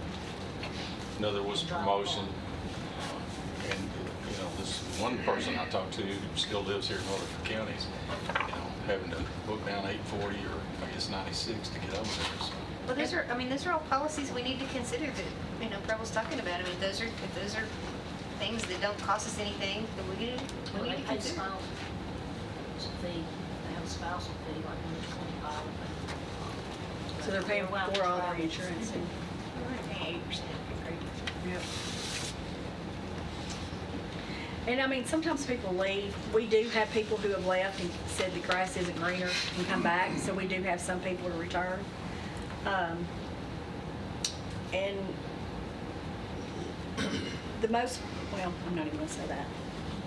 We do see that trend. It's not as high as the turnover rate, obviously, the return rate's not, but we do have some people that get there and say, this isn't what I thought it was gonna be, and Okay, so I think you answered this before, so I think I know the answer, but do we do exit interviews? we attempt. So if we know in advance, we really ask the departments, as soon as you know, let us know. And we're working with a company right now that will let the employee do send us some notifications themselves, some more electronic type stuff. And one of the things is once we know that somebody's leaving, we would prefer to do the exit interviews in person. Because one, because it is more personable that you're sitting down and that you're meeting with somebody, and Lindsay does those. And we do have people sometimes say, I'm going to be leaving in 2 weeks and I'd really like to sit down for my exit interview. They know that we do them, and so they'll ask to come. For those times that we don't know, somebody quits without notice or whatever, obviously we don't sit down and do an exit interview with somebody we terminate for obvious reasons, or somebody that retires. We don't do those because they retired. But if they turned in a notice and they left, and we don't get to sit down with them, we do send them a letter, and we have the survey that's on it and ask them. We put a return receipt envelope, the whole 9 yards, and we send that out to them. We don't get a ton of those back. We talked about how cheap SurveyMonkey is. Is that something you survey market? Well, I'm hoping with this company that the Board of Education actually used them. They're a records management company, and they have some forms and things that we can do online. And I'm hoping if that works out for us, that's one of the tools that we can use. Because we've already started building like their personal email address, because when you apply for a job, you've got to have the personal email. So that's one of the things that we're looking to do. Well, that was going to be one of the next questions, was if you talk to Dr. Anthony, because I know they do it, because I've seen the report, and it will tell you why they're leaving. It'll tell you what their satisfaction is with working for the county. Would they recommend somebody else? Would recommend to someone else that they work here? You know, would they come back? I mean, it gives you a good picture, I think, of maybe you don't always know the intricate details of why they're leaving, but you know their mindset, you know their attitude towards having left. So, do you know what type of return rate they get on that? But Dr. Anthony would know. Yeah, I'll ask her. Yeah. I know that we've looked at that from 3 different companies to try to find a better way to get that information back to help us. I don't know if there's this manual, but I know, like, I just remember Dawn showing me the report before, and it asked, you know, are you leaving the profession? You know, are you, because they were trying to figure out what's going on with their teachers, you know. Are you leaving because of pay? So, family moving, whatever. Right, and so there were, I mean, generally, they were not dissatisfied employees. They were generally leaving because they were leaving the industry, they were relocating, you know, there were other factors that caused them to leave, which also lets you know, okay, maybe we're doing okay in these areas. And like you said, not all turnover is bad, and you're going to have attrition, and it's just going to happen. But at least it would help you identify a pattern. If we're seeing a pattern of the same kind of complaints or issues, then we can address it. And see, currently we don't have, if they don't do our exit interviews, I don't have a way to capture it. See, I think it's like anything else, if you automate it, it's like with customer service. I was somewhere, I had an interaction recently, and I got the online customer satisfaction survey. You know, I did it in 2 seconds. If they'd have mailed me something, it'd have gone in the trash, you know? So it just makes It's probably the same thing. And the cost we're spending on postage, we could probably pay for this program. So. And send it twice, because that's the thing. I didn't answer the first time, but I answered the second time. Oh, well, that's like, good to how know. many more times are they going to send it, you know? So just stuff like that. Okay. So then the next piece in here we captured is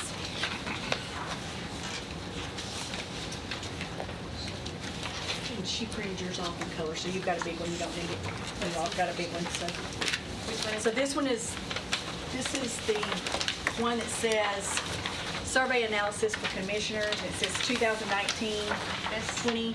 Yes, ma'am. So it's this one. Y'all's is bigger, but here's my little view. That's it. So all of the data was like many pages, and I was trying to figure out how to condense this in such a way that it wouldn't be like information overload.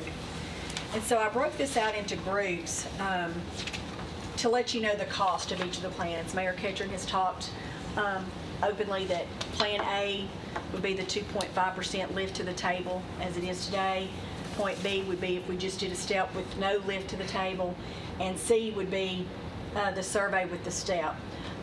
One of the things that I want you to know in the C is when we looked at the survey data, I used the table that was lifted by 2.5% to see where they would go when I was doing it. And so that whole enchilada includes the survey, the step, the reclassification, and it includes it all, the 2.5% and everything. So C is the whole enchilada. Also, Lisa. Meaning it includes B and A, B, A and B. C It is. includes A and B. And so you got your totals of what it costs. So when I say county general, and Lisa always makes fun of me because it's different codes, but for me, county general is all the departments within, not the Board of Ed and the highway.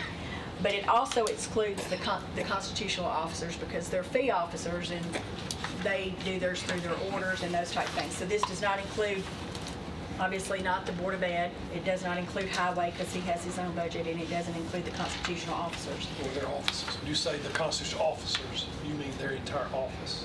I mean their entire office. I mean the entire county clerk's office, the entire register of deeds, trustees, yes. Their entire office, not just their individual salary, but the whole office.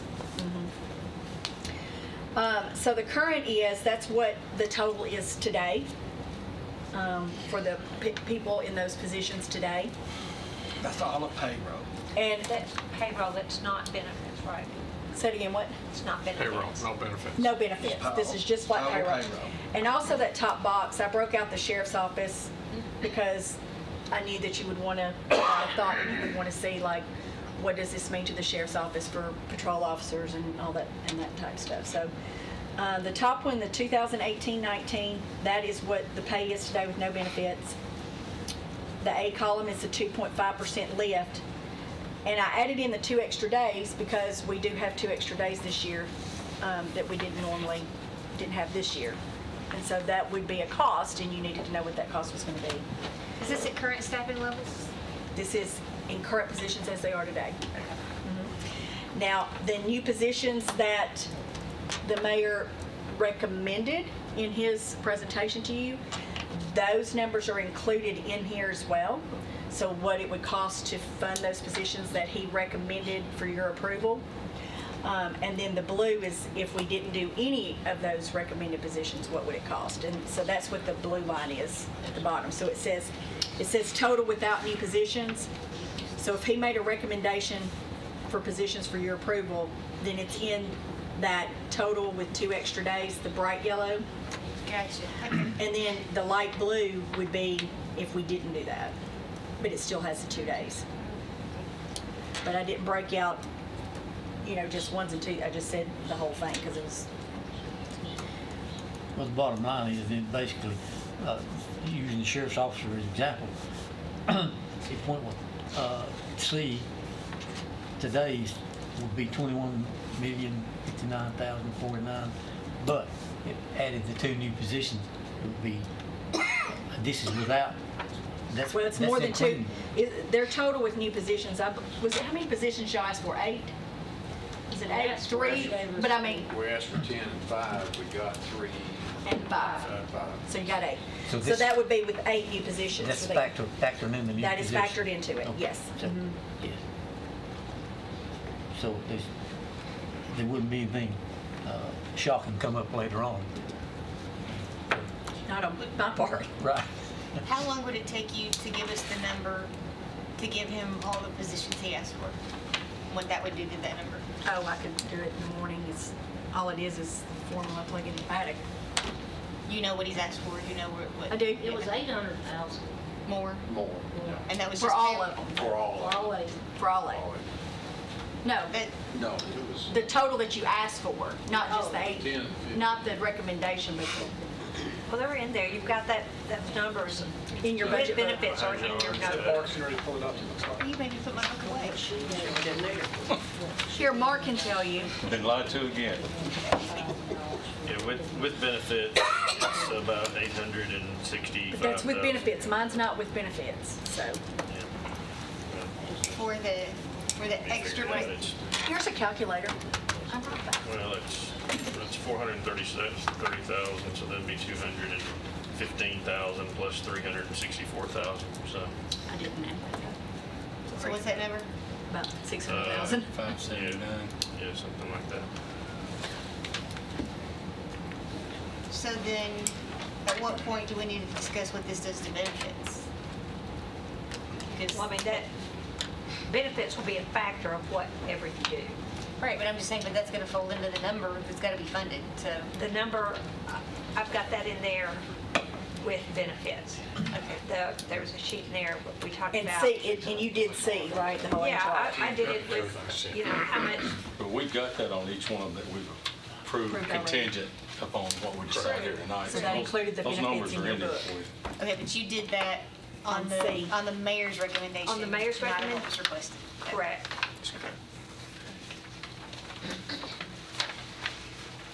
So the sheriff got 8, you wanted 7 more. We got, Yes, You that's got 8, correct. you wanted 7 more. That's correct. you're right, that's correct.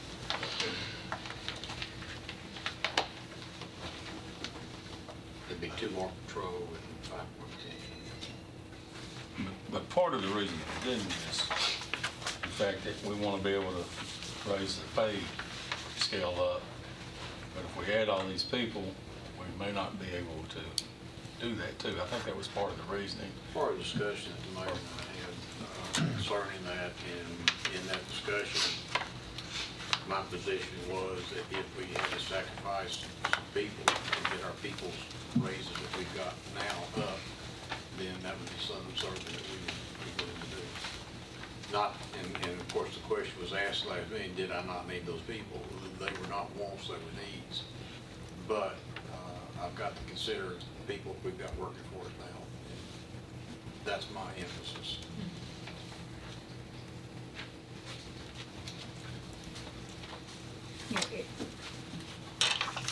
And then the Chancery Court, even though they operate on fees, they're one of the departments that bring in fees, but they don't have enough revenues to offset their expenses, so they are held to the pay plan as well, so that's why Chancery's included in there. Because they don't collect enough fees to operate it, so part of that is that they have to follow our pay plan then in order to stay within. Going back to the sheriff's discussion, also, he wanted to make sure that he retains the one that he has, as opposed to people coming in, he'd rather pay them, but keep them, raise them up on the table to where it's equal to other surrounding counties where they don't come in and cherry pick them and they leave to go to Williamson County. So we felt like that the 8 that he was getting, he really needed all of them, but wanted to make that sacrifice to take care of the ones that he has. And I'll just add in, I can't say that an increase would have saved these two, but yesterday, day before yesterday, I lost a 15-year employee. And a 10-year. And today, I lost a 12-year employee. So I've lost 27 years of experience in the last 2 days. They're detectives, but They're going to the FBI though. they're going to higher rated jobs, but They got a family here. they got a family, so, you know, pay certainly is a consideration when they're being offered quite a bit. Now, I'm not saying if they were up, it would have saved it, but on the other hand, with that much years, it's certainly, especially one going to federal government, retirement department come into play. So possibly could have saved it. I'm not gonna say we would have, but that there's a possibility. I just know there's that human capital cost of wearing your people out, even for more money. You know, because every report we've heard since we've been on the commission has been how tragically understaffed we are in your department. And so, you know, raising the money is hopefully going to help you retain some folks and fill some positions, but I don't know that it's enough. Well, I mean, I'm not gonna sit and say it didn't. I think that we've got a two-pronged problem. One is pay for our existing people, but two is that pay for people coming in has got to be able to attract people. Right. So that's a problem that we've got. And as I have explained to the mayor and everything else, I've got studies that we didn't do. This was by CTAS and everybody else. Our detention, we're 59 people short where we're supposed to be. We're 35 short of patrol. Yeah. So if I lose people, it compounds the problem, because I'm not an agency where if we say somebody loses and it's in detention, well, I can't just not staff that floor. I've got to staff it. The only way I can do it's overtime, so I'm working them to death. Right, that's mine. So we're kind of in a catch-22. And you know, you can't watch the news without just seeing trouble coming. You know, it's on the horizon. It's here. And so, and Lord only knows what I don't know that you've kept us from. You know, so I just want Rutherford County to stay safe, and I want people to know you don't bring your guns and your drugs to the county. Don't do it. So, but if I don't have enough people on the roads to prevent that, then I think we're in an unfortunate situation where it is kind of all come together. Yeah. And it's smacked us in the it's coming to a head. Yeah. Okay, so then the next page, the page behind that, and this was probably the most difficult one to try to put in some digestible. This is the actual survey data. And so it's all those entities that we surveyed, and it's their average median. And so I'm going to explain what each column means so that as we go through that you'll kind of understand that. But I tried to simplify it as best I could. So the first one says the new grade. That is when we talk about that, that's where we're reclassifying a position. So a position may, for example, you look at the accounting supervisor. So an accounting supervisor currently is at a pay grade 29. Well, we're reclassifying it to a 32. Okay? So that column tells you what the pay grade would go to. Stay on that one for a second and just walk us through that example. Okay. Of what that So means. we'll just go with the very top one, the accountant, the accounts payable and receivable accountants. It says pay grade 19. The new pay grade is 19. So their current pay grade that they're in today, and this is, you've got, and I think yours is in color. I think I saw that too. May I see this, Mark? Okay. So you've got your pay chart, okay? What I did with this is I took the pay table, I lifted the entire table by 2.5% because that was the mayor's recommendation. So I lifted the entire table by 2.5%. And this column in the yellow is now the new median.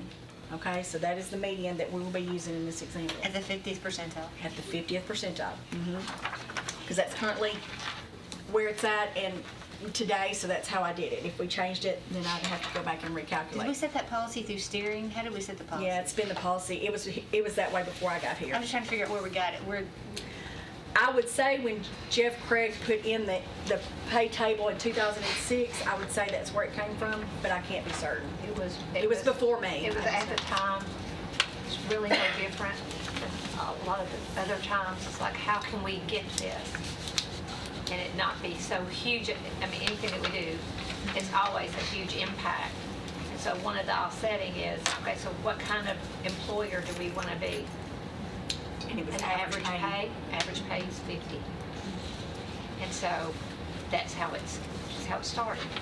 Now, if you said, we want to be 5 percentile, it's going to be a lot more. We're going to be paying we're going to be higher than the median. Yeah. And not that we're saying don't do that, but there's a cost associated with it. Well, I know everything we do is usually driven off of policies, precedents, all that, and I don't want us to be shackled by a policy that doesn't We could work for us. rewrite the policy. That doesn't work for us anymore. Right. We could rewrite the policy. Yeah. I mean, there's other things that we could do, even if you're leaving at the 50th percentile. We're going to talk about a suggestion that we made some time ago, and I will get to that in a minute, but to help offset that as well. But it's not uncommon for, usually you start seeing in your executive, in corporate America, the executive leadership, they'll put it in at 75%. Usually that's, they do it by 25th, 50th, or 75th, and so they break it up in ranges. So it's not uncommon for people to pay by the 50th percentile. It's what you do to maintain the table is what we've not been doing. But like, in order for that to be a real number, though, would you throw out outliers? Like, would you throw out the high and the low, or do you just take them all on average? Because that can skew what a real 50% number should be. Well, we don't do the high because we don't do Davidson County, except for unique positions. So the high, we really we have thrown out the high. Okay. And we're trying to, we've done the comparison based on who's taking our people. So we do look at the Williamson County. We are looking, and Wilson County's taking several of our people, Montgomery County. So we've looked, even though Hamilton is not really taking our people, they are a larger entity. And so we're trying to measure based on that to say where we're going to be going down the road. Yeah. So, we've tried to look at it from a comparison of size, volume, and who's recruiting from us.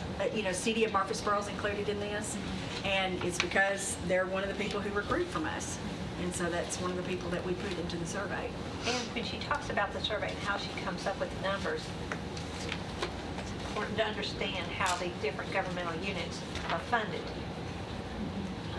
Your best funded is going to be your utilities, electric, gas, water, sewer, city government, county government, nonprofits.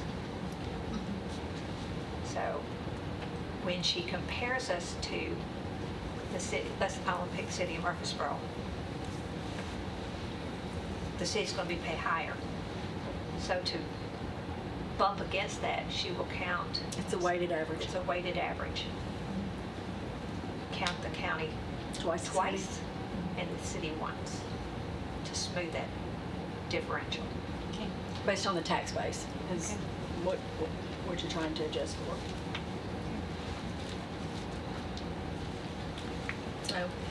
So then the next column, it says the new median with the 2.5% lift to the table. And so that would be this column. This is the new median. So if you went to, provided Lisa hasn't rounded the numbers, because, oh, this is the one I sent you, okay. Lisa likes round numbers, and I just do them exactly what they are. I like the exact numbers, and she likes a round number. So if you looked at the new pay grade 19 and you went over to the median, it would be 41,426, and you see it's the same on your sheet here. You see that? No, I don't know. Okay, okay. So here's the grades down this column. So if Okay. you went to 19, Okay. and you went over to the yellow, it's 41,426. That's your median.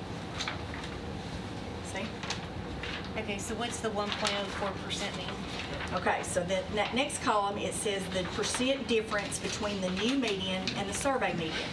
So the new median is a 2.5% lifted table, and the survey median says the median for this position should be $40,999. So when I say that 1.04%, it's a positive, it means that we're going to pay 1% more than the survey said, because we don't want to be, the goal on this was to keep it in that 1.75. A step is 1.75%. So I didn't want us to underpay by 1.75 or more, or underpay the verse rate. So those targeted areas that really need improvement are the negative numbers? Maybe, and we'll get to that. I'll explain that. This is already targeted, everything that needs to be targeted. So if it's a negative number on here now, there's a reason why it's negative. I'll give you an example. The sheriff's office has a chain of command, and I'm just using them because it's the easiest thing to do. You have patrol officers, you have detention officers, and you have patrol officers, and you have corporals and sergeants and lieutenants and captains, and you go up the chain, right?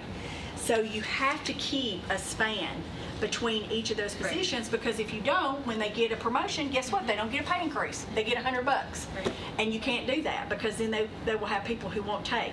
So some of these things you're going to see that may be a negative, and it's, Preble and I worked on this extensively on it to make sure that we had the right spread for it, is because we have to keep, you'll see in the notes column, it'll say keep in line with positions in the department. That's because these positions, you'll even see it in like IT and stuff. I have to have the right span between them so that if there's a promotion, that they're getting a promotion. So otherwise, you take everybody above them up and make them out of kilter, or you level off one in between to keep it. Does that make sense? Not following me. No, I follow exactly what you're saying. I'm just having the argument in my head about underpaying for a position. Because that number in a negative, even though your reasoning, I understand your reasoning to why you keep it in negative, it's still a negative. But it is, and it is. But you also have to keep that position in line with what the other positions that are either under it or over it. And if you bump it up sometimes too much, then you're going to have it paying the same as a person who may be supervising them, and then that's what I'm saying, you'll end up having to bump everybody. So you try to balance. It's a balance. Right, but I guess that's what's making me wonder is that if we've assessed all positions in the whole table, wouldn't that be true for any other entity you're comparing it to? That if bosses make this and subordinates make this, I'm going to pay a subordinate less to keep a gap between him and his boss, but if my bosses are making this, I shouldn't have to underpay my subordinates. Well, but the other thing you've got to consider too is not every entity that we surveyed is going to have every position. And so it may be that, like that accounting supervisor that you're looking at, that may be their department head in their scenario, because they only had the one. But in ours, our accounting supervisors, we've got accounting supervisors at the sheriff's office. We've got accounting supervisor at the ambulance service. We've got, do you have an accounting supervisor in your office? Accounting supervisor in finance. And so we go in and look at the purpose statement on each of the job descriptions to make sure that we're trying to get the closest one that matches up with that.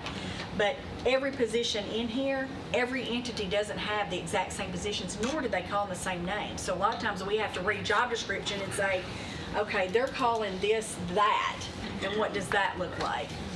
So that's where you get some of that. So We got a lot more position names than Williamson County does, because we're larger. We're working on it. That's what we're trying to. get the same Civilian titles. Versus certified civilian. And we're trying to get that back in line, but it may take a year or so. If the sergeant retires and warrants civilian, where they serve to the public, we're trying to make that more of an administrator or supervisor and not give that rank to a non-certified person. Because we can't take nothing away from them if they're still We've working. got people in place, so we're having attrition or whatever takes place, and we're correcting. Well, because I've heard of that very problem happening in terms of having folks not want to take a promotion because it's not to their advantage financially to take the promotion. Well, What I've we've seen, had she has that. fixed. She's fixed that problem. We've had that problem where we offered promotion, and then we told them what they're gonna like. She said, Right. no way. And what I've seen of this, she has made an honest answer or an honest effort to fix it according.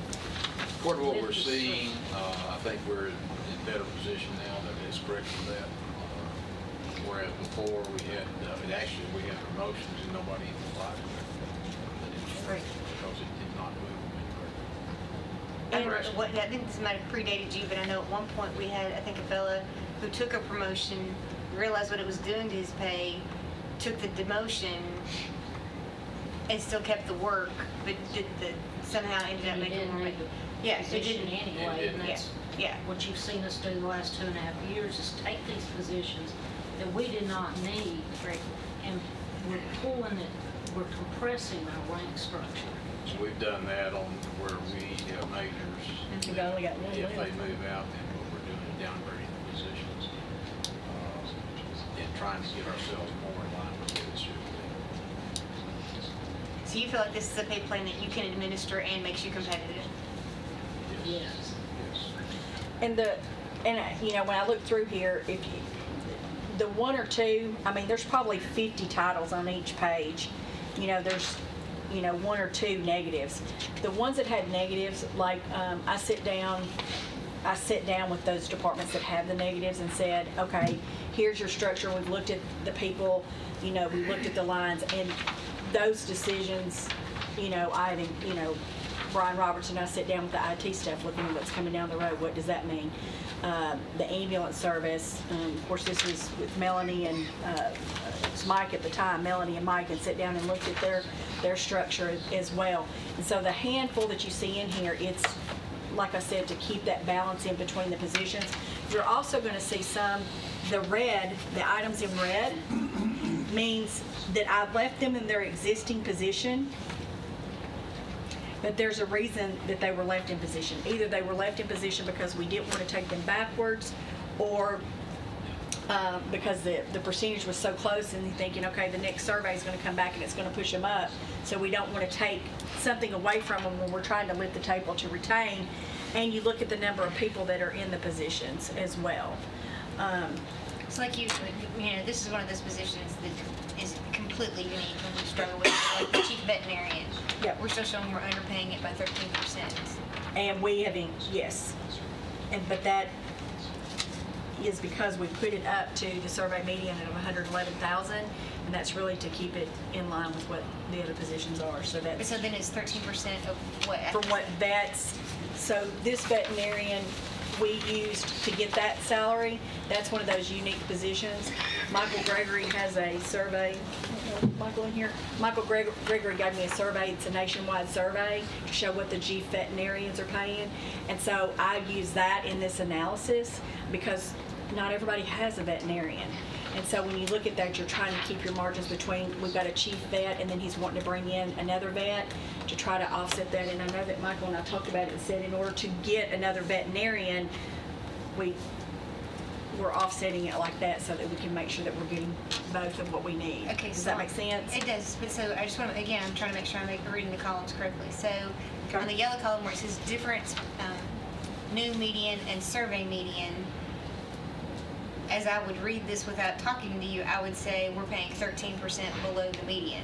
Correct. But what you just said was we're not, because based on a different survey. This survey data that we used in this for the veterinarian was only that veterinarian survey that he got from the nationwide survey, which we don't use that for all positions, and any entity that would have had it. So it's going to give me a higher number because it's got, does it have private sector in there, Michael, or is it just on public sector? You remember? It's all private, or all Public? It's all public. So let me go to the next, let me go to the veterinarian, that will help me. Yeah, I don't want to Okay, get so hung if up you on go a to the random- veterinarian, if you go to the last page where the veterinarian is, see, it shows that one the opposite. It says that we're paying that one 6.36% too much. But when Michael and I were looking at it, we were saying, okay, we think this is what we're going to have to do this. this So it's kind of, We think these numbers will work in this market. yes. Okay. So we bumped up the veterinarian to get a veterinarian in to help the chief veterinarian so that she wouldn't leave us. Does that make sense? And giving her a bump to offset the responsibility. Keeping the gap. Yes. Good. And so then the survey median is what it came out as the median. You've got the current pay grade, the title, and then the notes. I tried to put some notes in there to help explain, why is there no information for that position now? Well, because if it's a new position, we don't have that position now. So we just look to say, where does this need to be? And then the items in yellow, highlighted in yellow in this column, the bright yellow, I guess I should say NIA, those are the positions that were held in their current pay grade. It doesn't mean that they're not getting an increase, so I don't want people to think, well, I'm going to stay in my pay grade. This is with the 2.5% lift. So if nothing else happens, they get the 2.5%, even though they're held in their same title. Does that make sense? Or on the step, they're topped out. They still get 2.5. Or if they're topped out in their step, if their position was held in the pay grade, 2.5%, if you approve that, 2.5 would be the increase that they would get plus their step. So, Okay, so to go back for just a second and talk about the whole purpose behind this, in large part, is trying to help the folks who are underpaid in this county. And so, generally speaking, that's going to exclude department heads, people on the higher end. So have we looked at this in any way to try to say, let's help the people who need the most help, and what that would do numbers-wise, or have we just kept it uniform out of fairness across the board? I did it across the board, and I want to tell you why. Because I'm not trying to say this to be disrespectful, but we could have turnover regardless of the position. And I'm not just saying this for me, I'm saying it for all the department heads that are in this room. They work hard for their money every day, and many of them could go somewhere else in the private sector making a lot more. We've talked about the engineering department. We haven't been able to hire engineers, so to say that I wouldn't include the engineering director in a pay increase would not be a fair assessment. Michael's had turnover. To say that he couldn't go somewhere else and get more money would not be fair to not include him. So everybody has been treated equally in this survey.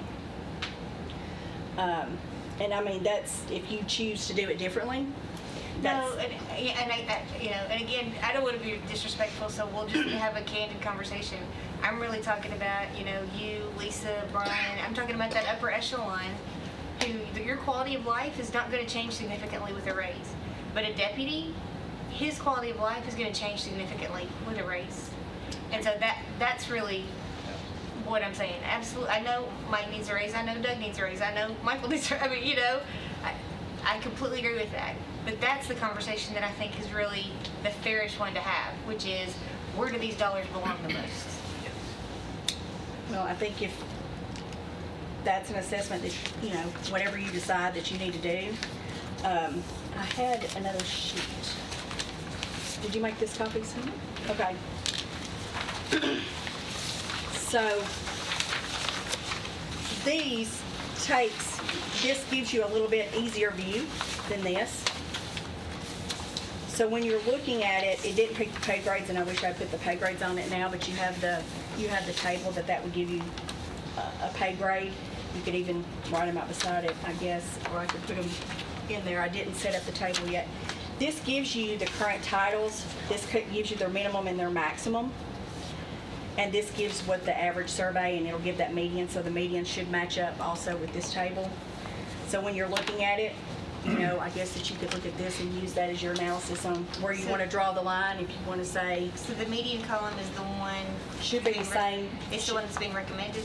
The one that's the center columns, the center purple columns? Actually, that median's not matching up with this. I'm going to have to send you a new one. It's a survey median. Oh, it's the survey median. Thank you for saying that. So the survey median is, yes, so that will be the same survey median as this. It won't be what we're making median for the table, because this will be the actual table. But it gives you the data to say this is what the. So are one of these 5 columns what you're recommending on this sheet? This is the survey median, yes. This survey median is what this column right here. The median, middle purple column. Is what's recommended on here. Okay. It's the survey median. And that gives you all the titles. That tells you what their current range is, minimum and maximum, and it tells you what their minimum and maximum would go to in that range, if that makes sense.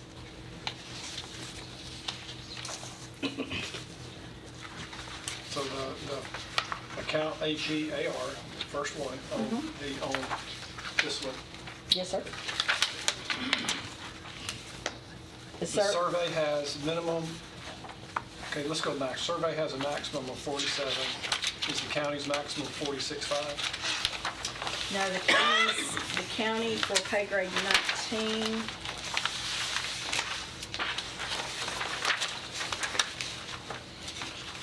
Would be 49,153.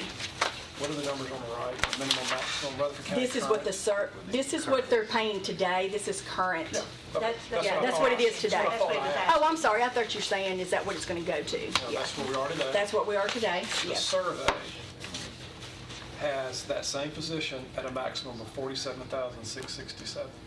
But when we stratify the That's data. nothing. That's just that's what. Right. Survey. Correct. Where we are today. Correct. This sheet. Correct. That's all it is. So it's not an average maximum, This median is the average. just because when the box across the top of all 3 of those says average of surveyed entities. So I didn't know if that was average minimum, average median, average maximum. It is. Okay, so the average maximum is that 47,667. Yes.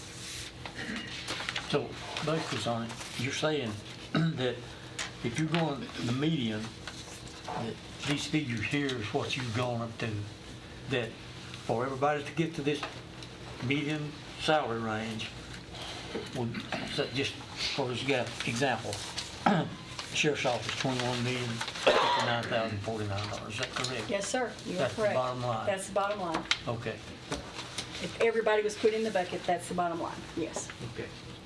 So that's the nitty gritty of the whole presentation.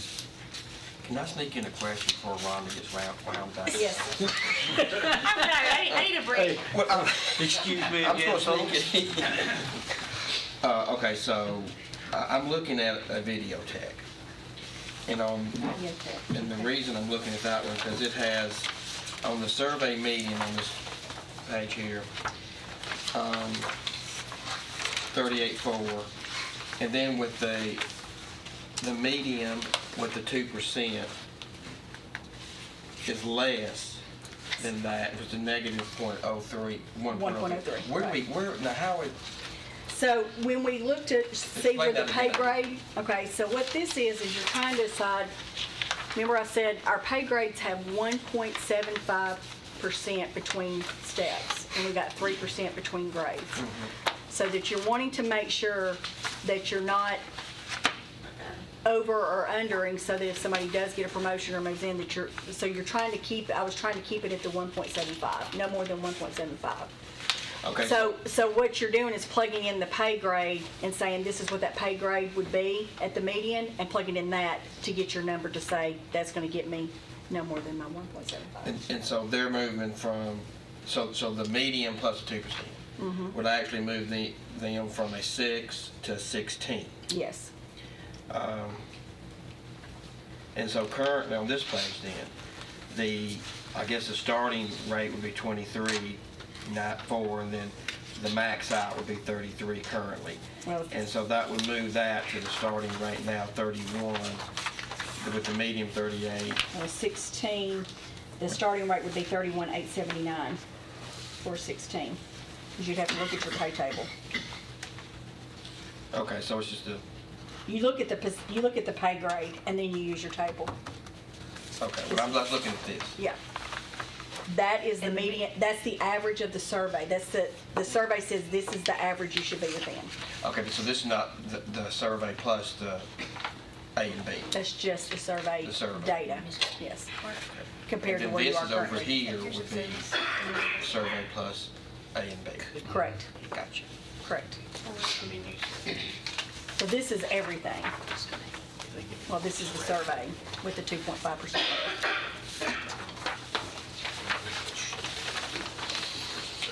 Okay, Rhonda, go ahead. I do have one more. Okay, you're fine. I thought I was done, I'm sorry. Okay, on the pay table, the red marks across the top, is that years of service? Not No, necessarily. those are just steps. But we're going to change those to letters because that gets confusing.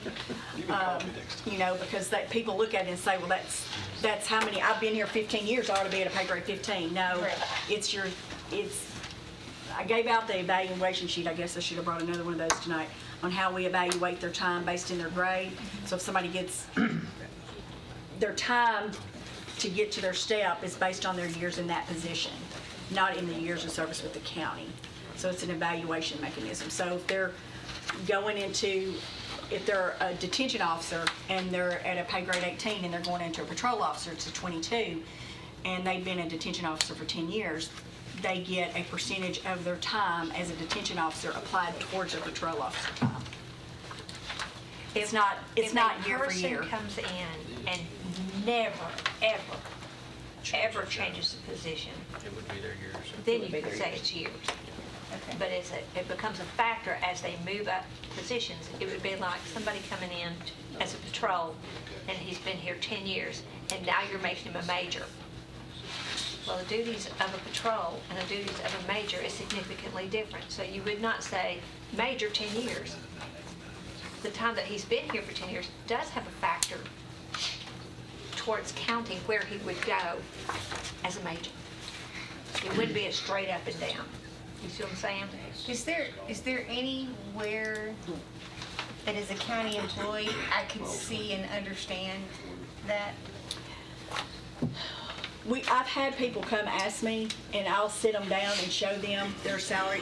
I've given people their salary evaluation when they see that it's a percentage of their time in that position. They'll go, oh, now I see how you get it. No, there's not. And I've actually... If we switch it to letters, will there be? Or it's just always going to be an It's always hour? just going to be a calculation. It's a But formula. it can be a ABCD across the top, but it's... I have made an appointment with the state. They have a new HR, commissioner of HR, and he's had to postpone with me 3 times, so I've asked him if I could meet with one of his assistant commissioners. I wanted to see how the state was doing their classification and compensation, because we are getting to that point where every piece of this is a very manual process for me. Right. Okay? I'm doing everything with spreadsheets because I don't have an HRIS system that will whip this out for me. So everything is a spreadsheet. So when you say, well, I really like for it to be this, I'm like, okay, sure, I can. Whenever he said the other night, I'll get that back to you tomorrow, I gasped for air. That was why I gasped for air, because it's a manual calculation for me every time. And the thing is, every individual that pick on the sheriff's department, their track through that system is different. You may have somebody who I call the rising star who comes in, and I mean, they are on it. And you've got the same person who started the very same day. And they may, I'll just say, Lisa, coming in might take me a little while to figure out how this system works. It might take me 10 years to finally make corporal, where it might have taken Sonia 2 years. everybody's tracking through differently. If we all end up the same as, then you're not giving credit to those who have excelled. And I shouldn't say that because there's probably a lot of people out there that want to be corporal, but we've only got, 10 corporal positions or whatever it is. So everybody can't be, they've got to be selected in that. So I don't want to say we don't have a lot of shining stars, because we do. Some people just don't want the responsibilities, why they don't move up as well. But this is a way for us, we tried to find, and I mean, we have toyed with this We have 100, played at 100 this. ways to Sunday to try to, because for a long time we weren't doing experience credit. So then we were hearing, I'm hiring people and you're having to start them at a 1 because they've never worked for us before. Can't we do? So we started experience credit, giving them up to 5 years. Or if they had a leadership, if they were going to be our director, we needed somebody with 10 years experience to come in. So we do 10 and for their assistant director. So, tried to look to say what is going to help us to retain some people so they don't have to start at 1 if they come from the city of Murfreesboro to be a patrol officer. So we've done that. And then as you bring that in, you've got to factor it somehow, because then what was happening is you was having, somebody who might have been with the county for 5 years and maybe they're 4 more in detention and 1 year was a patrol officer. Well, then you've got this new patrol officer coming in and they're already surpassed the guy who's been here with us for 5 years. So trying to pay them for their service time with us and give them credit for their time with the county, to give them some credit for that. And that's one of the things that we have tried to consider. So it is a formula based, and once I sit down and show it to anybody who asks, and I mean everybody who asks, I bring them into my office, let's sit down. And I'll say, are these the dates that you worked and we went through? And this is how we did it. Okay, I understand that now. That makes sense to me. Thank you for showing me. So it's not just something I could put out there and somebody, could plug in their data, because I don't know that it would necessarily. So you think if you had a software system, some kind of HR software system, it would? I promise you, companies, the state of Tennessee is not doing this as a manual process. Yeah. So that's why I want to see how they're doing it, to say, is this something that we can borrow from the state? Which is why I've been trying desperately to get in with a call with them to say, we've got to do something different as we continue to grow. And then even still, I would venture to say, even still, that they don't have a system that an employee can just go in there at any time and say, what if I plug in this number, what will it look like? It's still going to be a person who does compensation and classification wherever they're at to do that. And I mean, that's how it was at Kroger's. Kroger's had, it was a formula that they used. Now, I know that there's some other agencies. Preble has given me some information from other law enforcement agencies that does their law enforcement a little bit different. But for the most part, all the other salaries are done in I talked to the city of Murfreesboro. They've done something a little bit different this year only, but the HR director there told me they was like us. They used a formula and calculating it. So, yes, I sir. have a question. Yes, sir. Can we go home yet? No, it's not. That's up to you. On this paper right here, on the patrol officer, does any of these numbers reflect what we pay them today? Yes, sir. This side right here. Which one? Well, it depends. It's a range. That's the minimum and maximum. It's not all. It's not all the steps. So if they came in as a brand new patrol officer with 1 year experience, they'd start out at the minimum. One year or less. Patrol trainee would be 36.8. Let me go see where you're at. Patrol officer. We go to patrol officer. Today, the patrol officer and the trainee are making the same, but we've adjusted that with this new pay plan. So if they come in and they've got less than a year's experience, they're going to start at 36,866. And over on the other side, the best with all 3 options. That's survey only. Is it not on there? Okay, so if we go with the survey, that's just to give us the guide to take us to the next page. So if we go to the patrol officer 2 is going to be not the trainee, but we're calling him a 2, 24. So if they have to be in the position a year in order to go to patrol officer 2. So they've been with us for 1 year. If they come with us for 1 year at a 24, then they're going to be at 40,701. You're on, sir, this page. And y'all, that's simply to get your 26 weeks of training and then finish out their FTO program. If they can complete that 1 year, will probably, you know what I mean, they're gonna make it through. So it gives them an incentive to go and do it and complete their training, and then we can. But staying on Steve's on the patrol officer line, you justified 36,866. It's a starting with one pay. The 52,188, do we have somebody making 52,188? Yes, we do. And they've risen up the table. We have people that are within the 21. patrol officer title. 52,188, this person is in a different step. Different step. Same title, same authority and responsibility. Trying to see, how many people would you say are topped out in Still patrol? I just looked at that because that's how I gave you that. The start person must be somewhere around table 21, step 21. Step 36.8. At least 15. 4 or 5. Step Yeah, there's a, That are topped out. You're talking about grade 52,188? No, they're a little higher. And this person could work their way no, they up shouldn't be. to 52. This is the maximum. Yeah. They, Not much higher. 52,188 is what they're topped out at. Okay, so So basically, you're saying the patrol officer right now is between 36 to 52. Correct. Okay, so with this pay plan here, everybody that was eligible for this should be somewhere in the range of 47,428, correct? Everybody in there now should be somewhere between 40,701 and 47,281. That's the median. 56,610. Looking at the survey data that's That was the survey data. Yeah, okay. Okay, so that's not what the actual pay plan is. You'll have to Okay. go to your next page. You'll go to this for that. Oh, okay. So the new range for patrol officer would be 40,701 to 56,610.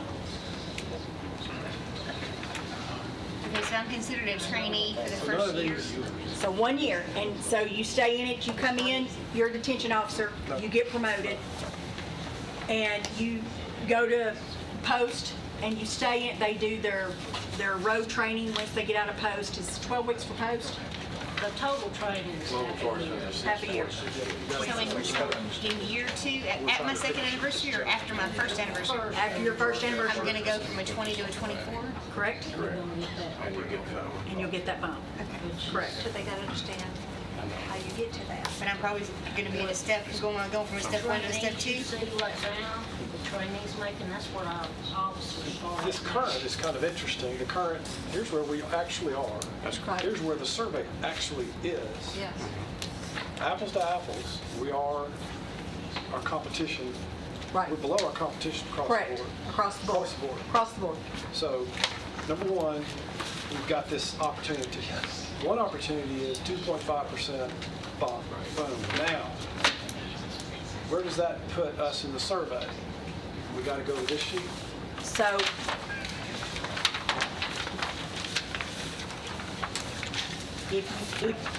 if you lift the table 2.5% and you say, let's just go with the patrol officer because that's where we're at, okay? So let's go to that patrol position. And you look and it says patrol officer 2, their current pay grade is a 22. You see that column? It says current pay grade 22? Yes. Okay. If we just lift the table 2.5%, then you would go to your actual plan and say, that means the salary for a patrol officer would be between 37,787 and 53,943. And the median being? And the median being 45,084. Can I consider it a different way? Yes, sir. Patrol officer 2, Okay. 2.5% raise. He's at 47. No, there's not even anything on this page. Okay, let me do patrol officer number 2. Okay. The survey has him at 47.4, or her, has this position at 47.428 median. Correct. If we bump 2.5%, is our median at 47.711? No, it's 45,084, which is why then we have to adjust the pay grade. New That's- median with 2.5 lift to table. It's 45,084 for that pay grade 22, which is why you have to reclassify the position to get it into the right median based on the survey. Is the 47.711 the recommended position, and it's 24. It's a couple of points above the median. Correct. Okay. I'm trying to pick one of these that's I know. more valuable for our high level of observation. We're Correct. going to have to stay at a higher level. We I just- know, it's because it's too much in the weeds. I tried to narrow it down, and I mean, even narrowing it down, it's overwhelming. Let's stay on the patrol guy. So, but then does that mean that I've got to be here 11 years to get to the median? Maybe. Yes. It depends on what your experience is. You know, it depends on if you work at a detention officer, it's a pay grade 18, you get that experience credit, that's going to be at 60% credit. So if they say they've been here 10 years, they'll get 6 years experience credit, and they'll start in at 6. Or if you came in from Manchester. Yeah, or if he came in from Manchester, he wouldn't necessarily have to be with us. But just think of their salary is unique to the person. The pay grade is unique to the position. The pay is unique to the person who's in the position. Okay, do I have any other place to go besides being a patrol officer too and stay on patrol? Yes, judicial services. No. No, I'm a patrol Same officer. pay grade. Well, this is a misnomer. Yeah. We call them all these titles, they're the They same need to pay all grade. be They all need deputies. to be deputies. There We is. got 'em all. Okay. And that's what we're trying to get Oh, well, to. we could because say call change them that to- judicial, but they're all the same pay grade. Right, that's what I'm trying to figure. Okay, so I'm that trainee that you hired in, and when I made it my first year, you took me from a pay grade 20 to a pay grade 24. Now I'm in step 2 at 24. I'm earning $40,000. Yep. 701. But now it's going to take me 9 more years to pick up $7,000 more dollars. Well, y'all realize pay plans, this is why I don't look at the 15 years, because if you're doing it right, if a county and a city is doing a pay plan right, it's looked at every 2 to 3 years and changes are made. And tables are market. lifted. Your Thus- pay plan should be looked at and the table raised, if you want to look at it that way, about every 2 years, which we have not done as a county. That is the segue into this That's why sheet. we're so far Okay. behind. So this is gonna change. So It we've could had a be, pay plan to go in and say, well, this is it, and then the next year we change it. I'm dead and gone, but it may be, top out could be 75,000, 15 years. We don't know. Before we go there, may I just? let me- Yes, you can, before but we go that's a there, great segue, so don't let me I think forget your perhaps point. if we adhere to this table on any one position or all the positions, we're going to get a 2.5% lift. We're going to exceed the median of the survey across the board on the step table. Just if one for all and all for one, if we do the sheriff's department, I think we're going to get everybody leveled up if we stick to this. We're kind of down too low in the weeds, crossing up steps, and they've done that, I think, I've Yes. gathered. They've done that. If we do what's suggested, we're Fixing. creating a competitive environment for our folks, just Yeah, from these 2 columns. And I apologize if I'm remedial, but I just feel like I need to understand. I would pay be where I plan. am at the moment had we not just dug and dug and dug. But I just, for me, Yeah. I've gained a real comfort level with this. The professional effort of the daily experts, I think, has done the weed homework, I think. Now, we can, directors versus Yeah. frontline folks, we have a decision to make. But if we catch a patrol, we're also going to benefit the patrol too, the major, the captain. I mean, if we catch this table in one spot, we're going to catch the whole department. Is that Correct. am I getting You are set? correct. You are correct. That makes me comfortable as we, again, I don't know what departments or where the cutoff is or. And I mean, we've done several different things, so obviously, you know, in the past, we've capped the most somebody could get, but when you start doing that, then it takes them 2 or 3 years to get the increase that they should have got in the survey, and then you're back to the next survey, and you're never catching up. So they're always behind, so that's why we was recommending, you know, to fix it. But it goes in to what the sheriff and Preble have just said. The sheet, it goes back to this. So I got to thinking about, this was late this afternoon when it hit me, and I thought, I think this is important for them to see. When the pay plan was put in, it was a recommendation that we make it as part of our policy that every year we lift the table by 1%. So we put the survey in, you did the survey data, we got it in, and said, okay, this is good for this year, but if we lift it 1%, we won't be back into this mess where we were. And when I say this plan put in to do the 1% was pre-Sonia, so this was the first pay table in 2006, okay? And so at that time, it was recommended to lift the table by 1%. So I said, if we did what was recommended in 2006, where would we be today? Does that make sense?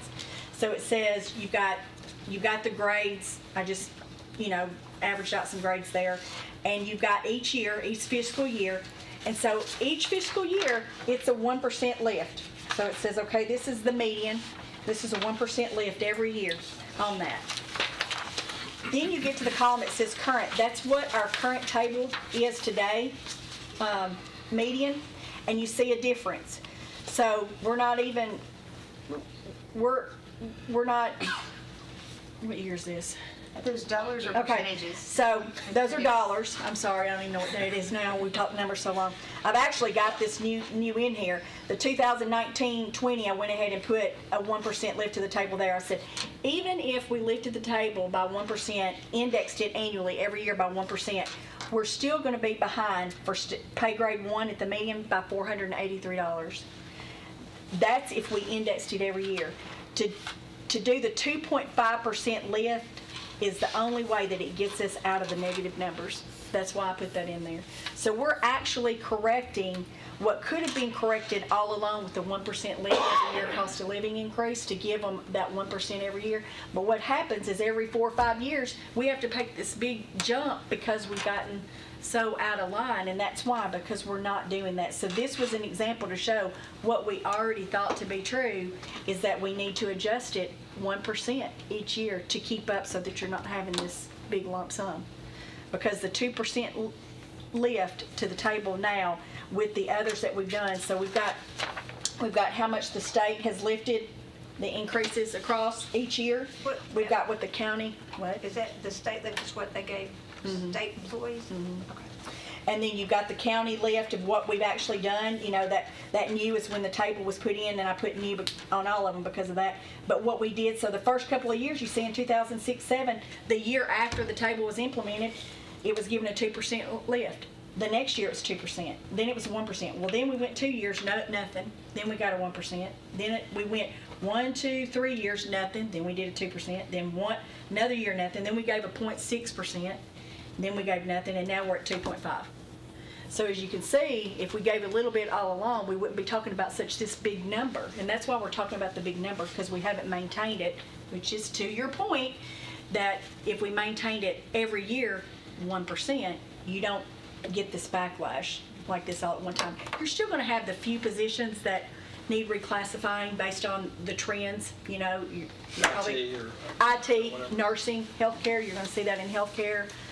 Vets, doctors, those type things, and you're going to see that. That's not going to change, but the overall basic pay plan would not have to be adjusted as much. So this is just a guide. I put the Board of Ed's lift that they did only by the years that we had, and I think Lisa shared this, you said last night in the meeting. I didn't know what. I had given it to Commissioner Phillips. Phillips, okay. So this was really just for you to say, hey, next year when we do budget, we need to remember what we went through last year, and hopefully, I know I'm giving y'all a ton of information. Anybody wants to come by my office and us sit down, over a crumble, cookie, and coffee? Well, Y'all forgotten about that cookie, right? No, I forgot about it. I hadn't forgotten about it at all. You're real good right about now. Well, we've learned tonight that there's no such thing as a free meal. You're still here. Same thing there. Here's the question I've got, and this is directed at Lisa. Let's assume that we went with C, and we're using this medium. I assume that's the right column. What's the cost? Well, it's in there. I mean, that's what the mayor's recommendation was built on. I mean, Well, I'm talking about, are we looking at a tax increase to get there? Okay. So how many cents are we looking at? for what, the way this budget is presented, you meet your policy by not adding any additional money to it. It takes our fund balance down to, I think, 16%. Is that also you plan with 2 cents over a debt fund? Or? I don't have that 2 cents, Dave. But in another respect, and I'm going to come back to something that you kind of, I think, focused in on, is that we adopted the budget, the current year's budget, upside down. I said upside down, meaning we had more appropriations than we had revenues coming in by around 7.5 Last year. for the current year that we're in. 7 million for. Then, so this year, because we didn't add additional revenue, but we did have growth because sales tax has grown, assessments have grown. We've got some more revenue, but we're still, I'm gonna find my sheet, where we started at 7.5, now it's at what, 12? Yeah. Yeah, 12 and a half, upside down, but we chewing down that available fund balance. So you say we get by this year, but we'll have this problem again next year. Going back to what you noticed, Don, or what you asked me, how did we get this shape in ambulance? Well, we adopted a budget 1.9 million upside down in the ambulance, and it's blowing through again. So we didn't have as much fund balance in that and chewed it up. So the way it's presented, we meet our requirements, but we're using our fund balance. It's just something that you would have to address next year. We'll adjust revenues for, again, I told you where this number came from. Started with the audited fund balance, our estimated revenues, less all our appropriations, gets us to the 30.8 million. We'll go through, close May. We only have 2 months then to adjust revenues, because we're a month behind, to get those revenues better, to give us a better indication of how much more money are we going to have in this unassigned fund balance. We won't spend every dime that we've got appropriated. We never do. So that number will be better. But the question, I mean, it's just something that y'all got to, all I could say is you could do this and meet your policy. But there will be a payday. Mayor? Well, and I think the committee needs to give careful consideration. Do you want a smaller tax increase? Or do you, in order to save your ending fund, rainy day fund? You know, we don't know what tomorrow brings. You know, how conservative do you want to be? Yeah, you can get away with it this year, it's going to come back next year. And do you cut that ending fund balance, your rainy day fund, in half, make ends meet this year? You know, how conservative or liberal you want to be with the dollars?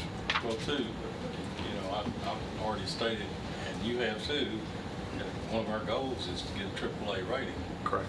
And, you know, we need to look at how that's going to affect us, if it does. I mean, I'm beginning to wonder, you know, from what we had last year, you know, we didn't quite make it then, and we had quite a bit over our Well, minimum. but at the time, we were getting that rating in August,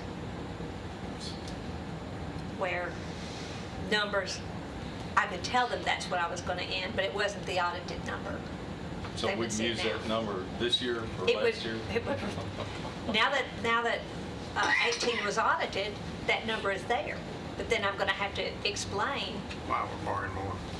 why are we driving it Pulling down down? more. Why are we driving it down? But the goal for that higher bond rating, as I understand it, is to improve the interest rate when you borrow. Yes, That's correct. absolutely. That's correct. What I think you told us last year is it was insignificant. The rate difference of what we would have saved. Right. Is it bragging rights now? What's the, I mean, There's a lot of that, beating chest, you know, Yeah. bragging rights that you're AAA Yeah. rated.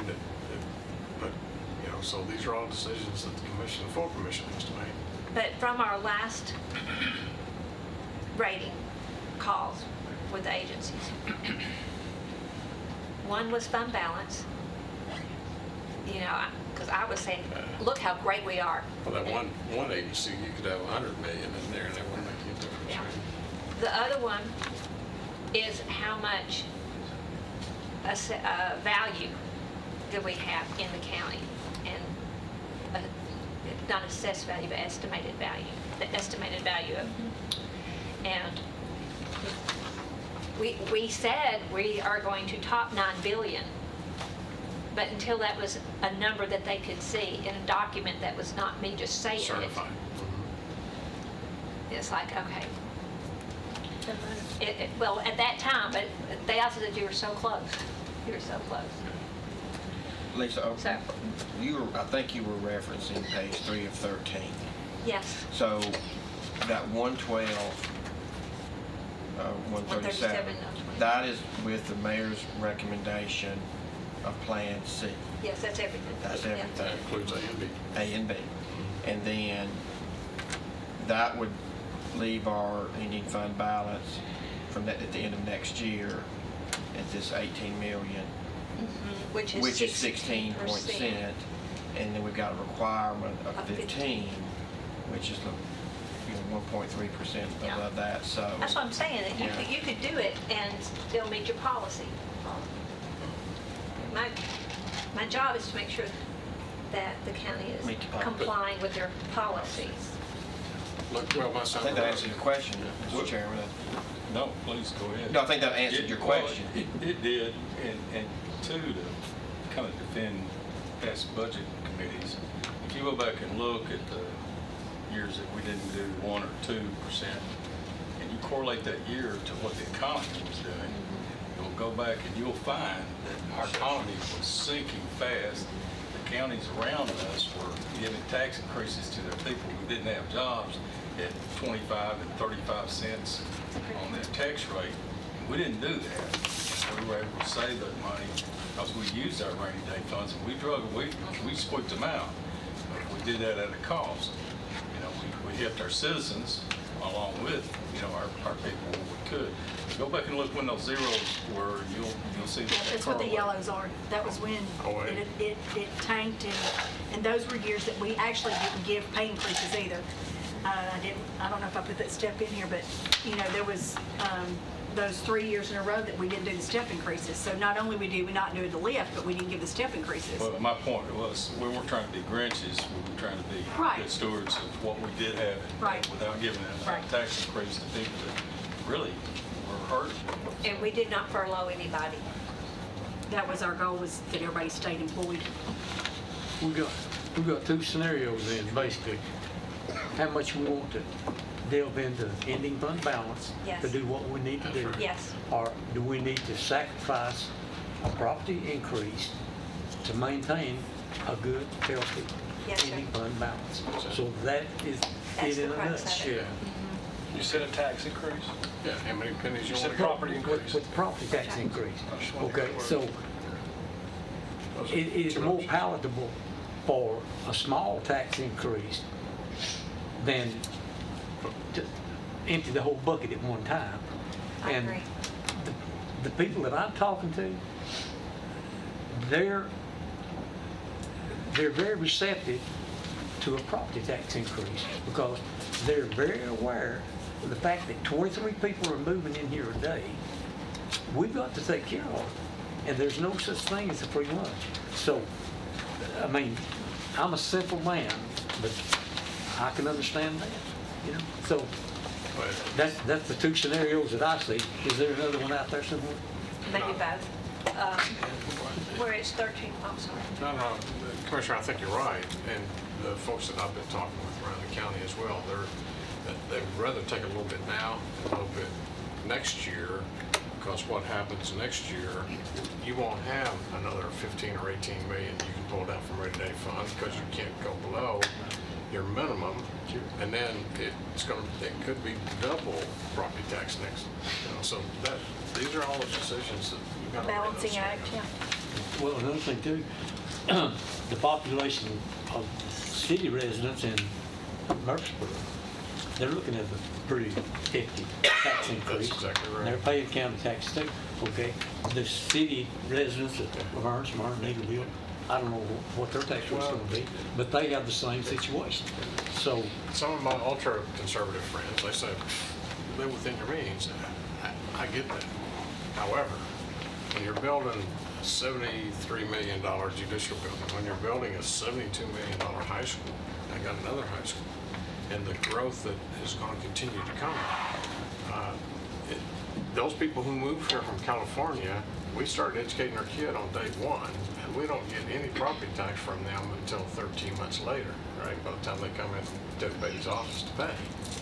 You know, so we're fronting those services that have to be provided. Here's my question. Yes. Why are we so eager to promote the growth at the speed we are, and it's putting us in the position we're in? Commissioner, I'm not sure that I'm out promoting it. I think that people are. think it's just happening. I think people are moving here because the state is one that is recognized throughout the rest of the country of being very conservative. They have no state, we have no state income tax. We have good school systems. We have good roads. You know, all of those factors, people are looking around going, in Illinois, who's the last one out? Turn the light out.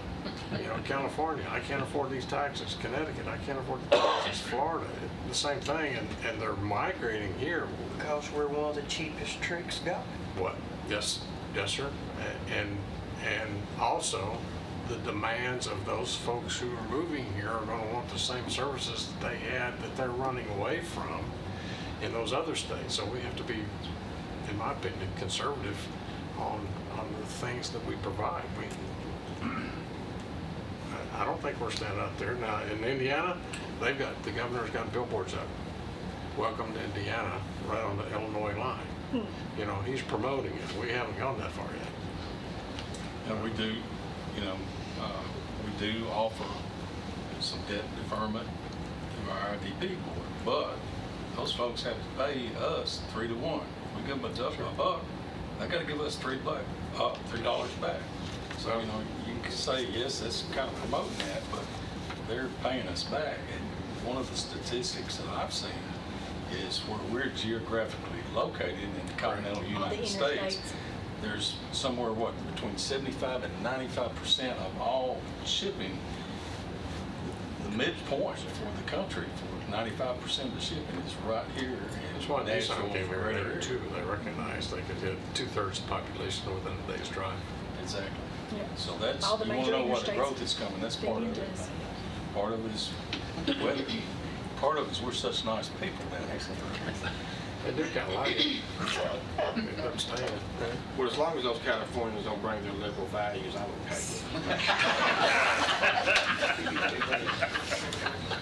Okay, so while we're talking about, let's talk about your conservative friends for just a second. We've not had any help from our state delegation to get creative, to do anything any differently, and to tax property tax owners. And this is hitting you right between the eyes in your first year. I mean, you know, you're living it. You know, I'm open to any ideas that you have on ways to do things differently. I don't know what to do. I mean, we have asked, and it's just fallen on deaf ears. So do we need to hire a lobbyist? Is that something we need to put in the budget? Is that money well spent? That seems to be how the game's played. I don't know. I'm just, and then. Well, even if you hire one, I'm not sure until the General Assembly decides that they're going to make that move. I've been assured by the Lieutenant Governor. Of course, I didn't talk to the Speaker, and it's probably a good thing in the House because you'll soon find a new one. But the Lieutenant Governor wanted to wait, even though the Supreme Court, I've stated this previously, the Supreme Court has passed to where states can start collecting sales tax revenue over the internet.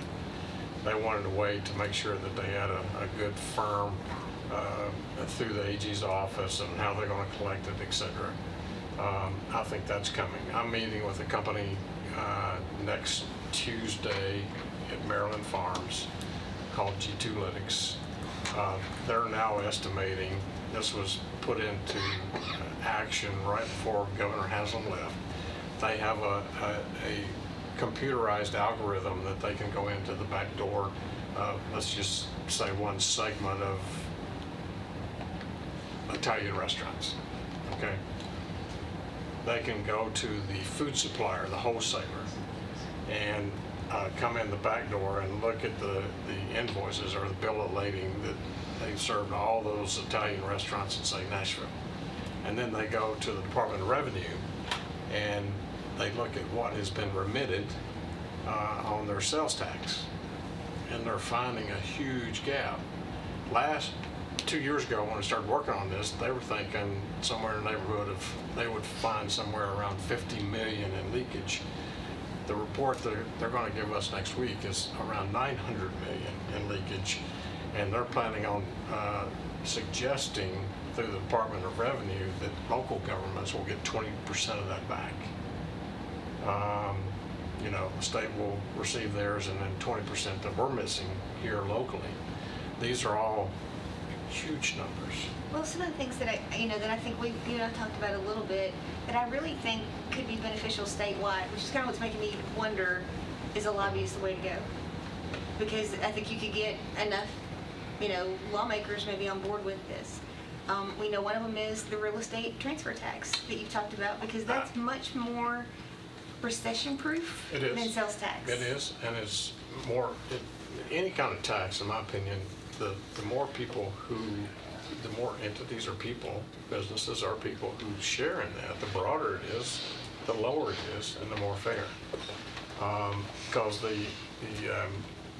development tax that's charged right now, if I move here from California with 2 kids and I put them into school, then I'm paying that because I bought a new house. But if I move here with 2 kids from California and buy an existing home, I don't have to pay.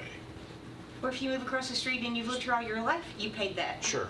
So the real estate transfer tax, in my opinion, that's why I told the president last week that of the MTAR, Middle Tennessee Board of Realtors, I would like to sit down with them and their lobbyists, and let's sit down and talk, and instead of yelling and screaming, going, no, we're not going to allow you because they don't trust us. And I get that, going all the way back to our wheel tax for Oakland and Riverdale, that politicians promised it'd go away and never would.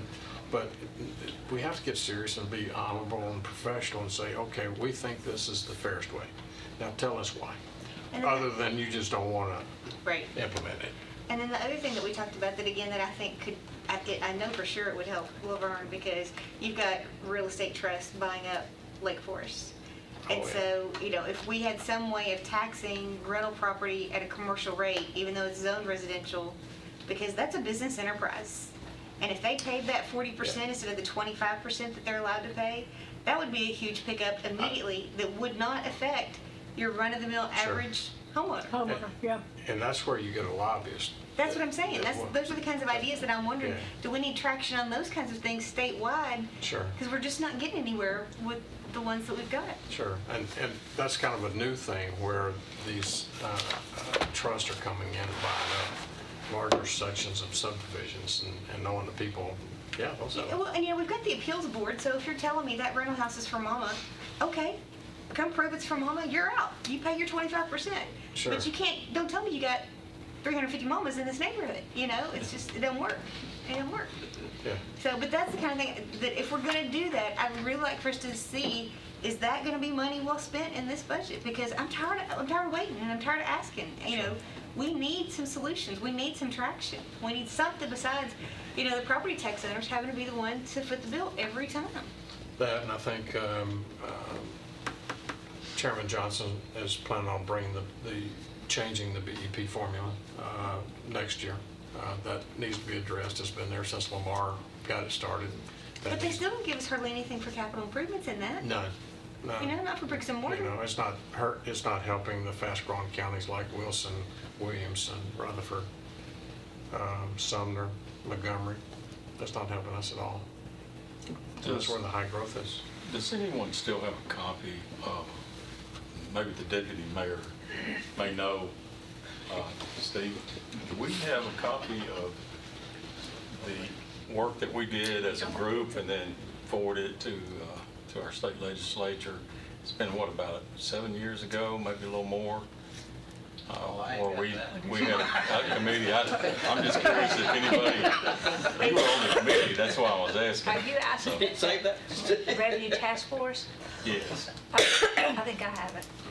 I'd like to get a copy of that. That I've was actually had one of the some. two. That was like 15, 16. Has it been that long? Yes. Okay. And then we've been Sonia says told, she's one of the hoarders. no, that so she long probably has. Paperwork, I have to hoard by the paperwork. state legislature that we're not gonna make a change. But you know what? That was one of the recommendations that came out of that committee was the realty transfer tax. Yes, yes, it was. That's what made me think of it, but I'd love to get a copy of that. I've actually had some constituents calling me saying, hey, isn't there anything besides the property tax out there?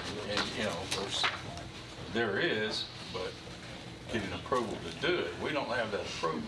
Sure. And we can't do it. And counties are really hamstrung on being able to apply anything. You're very limited.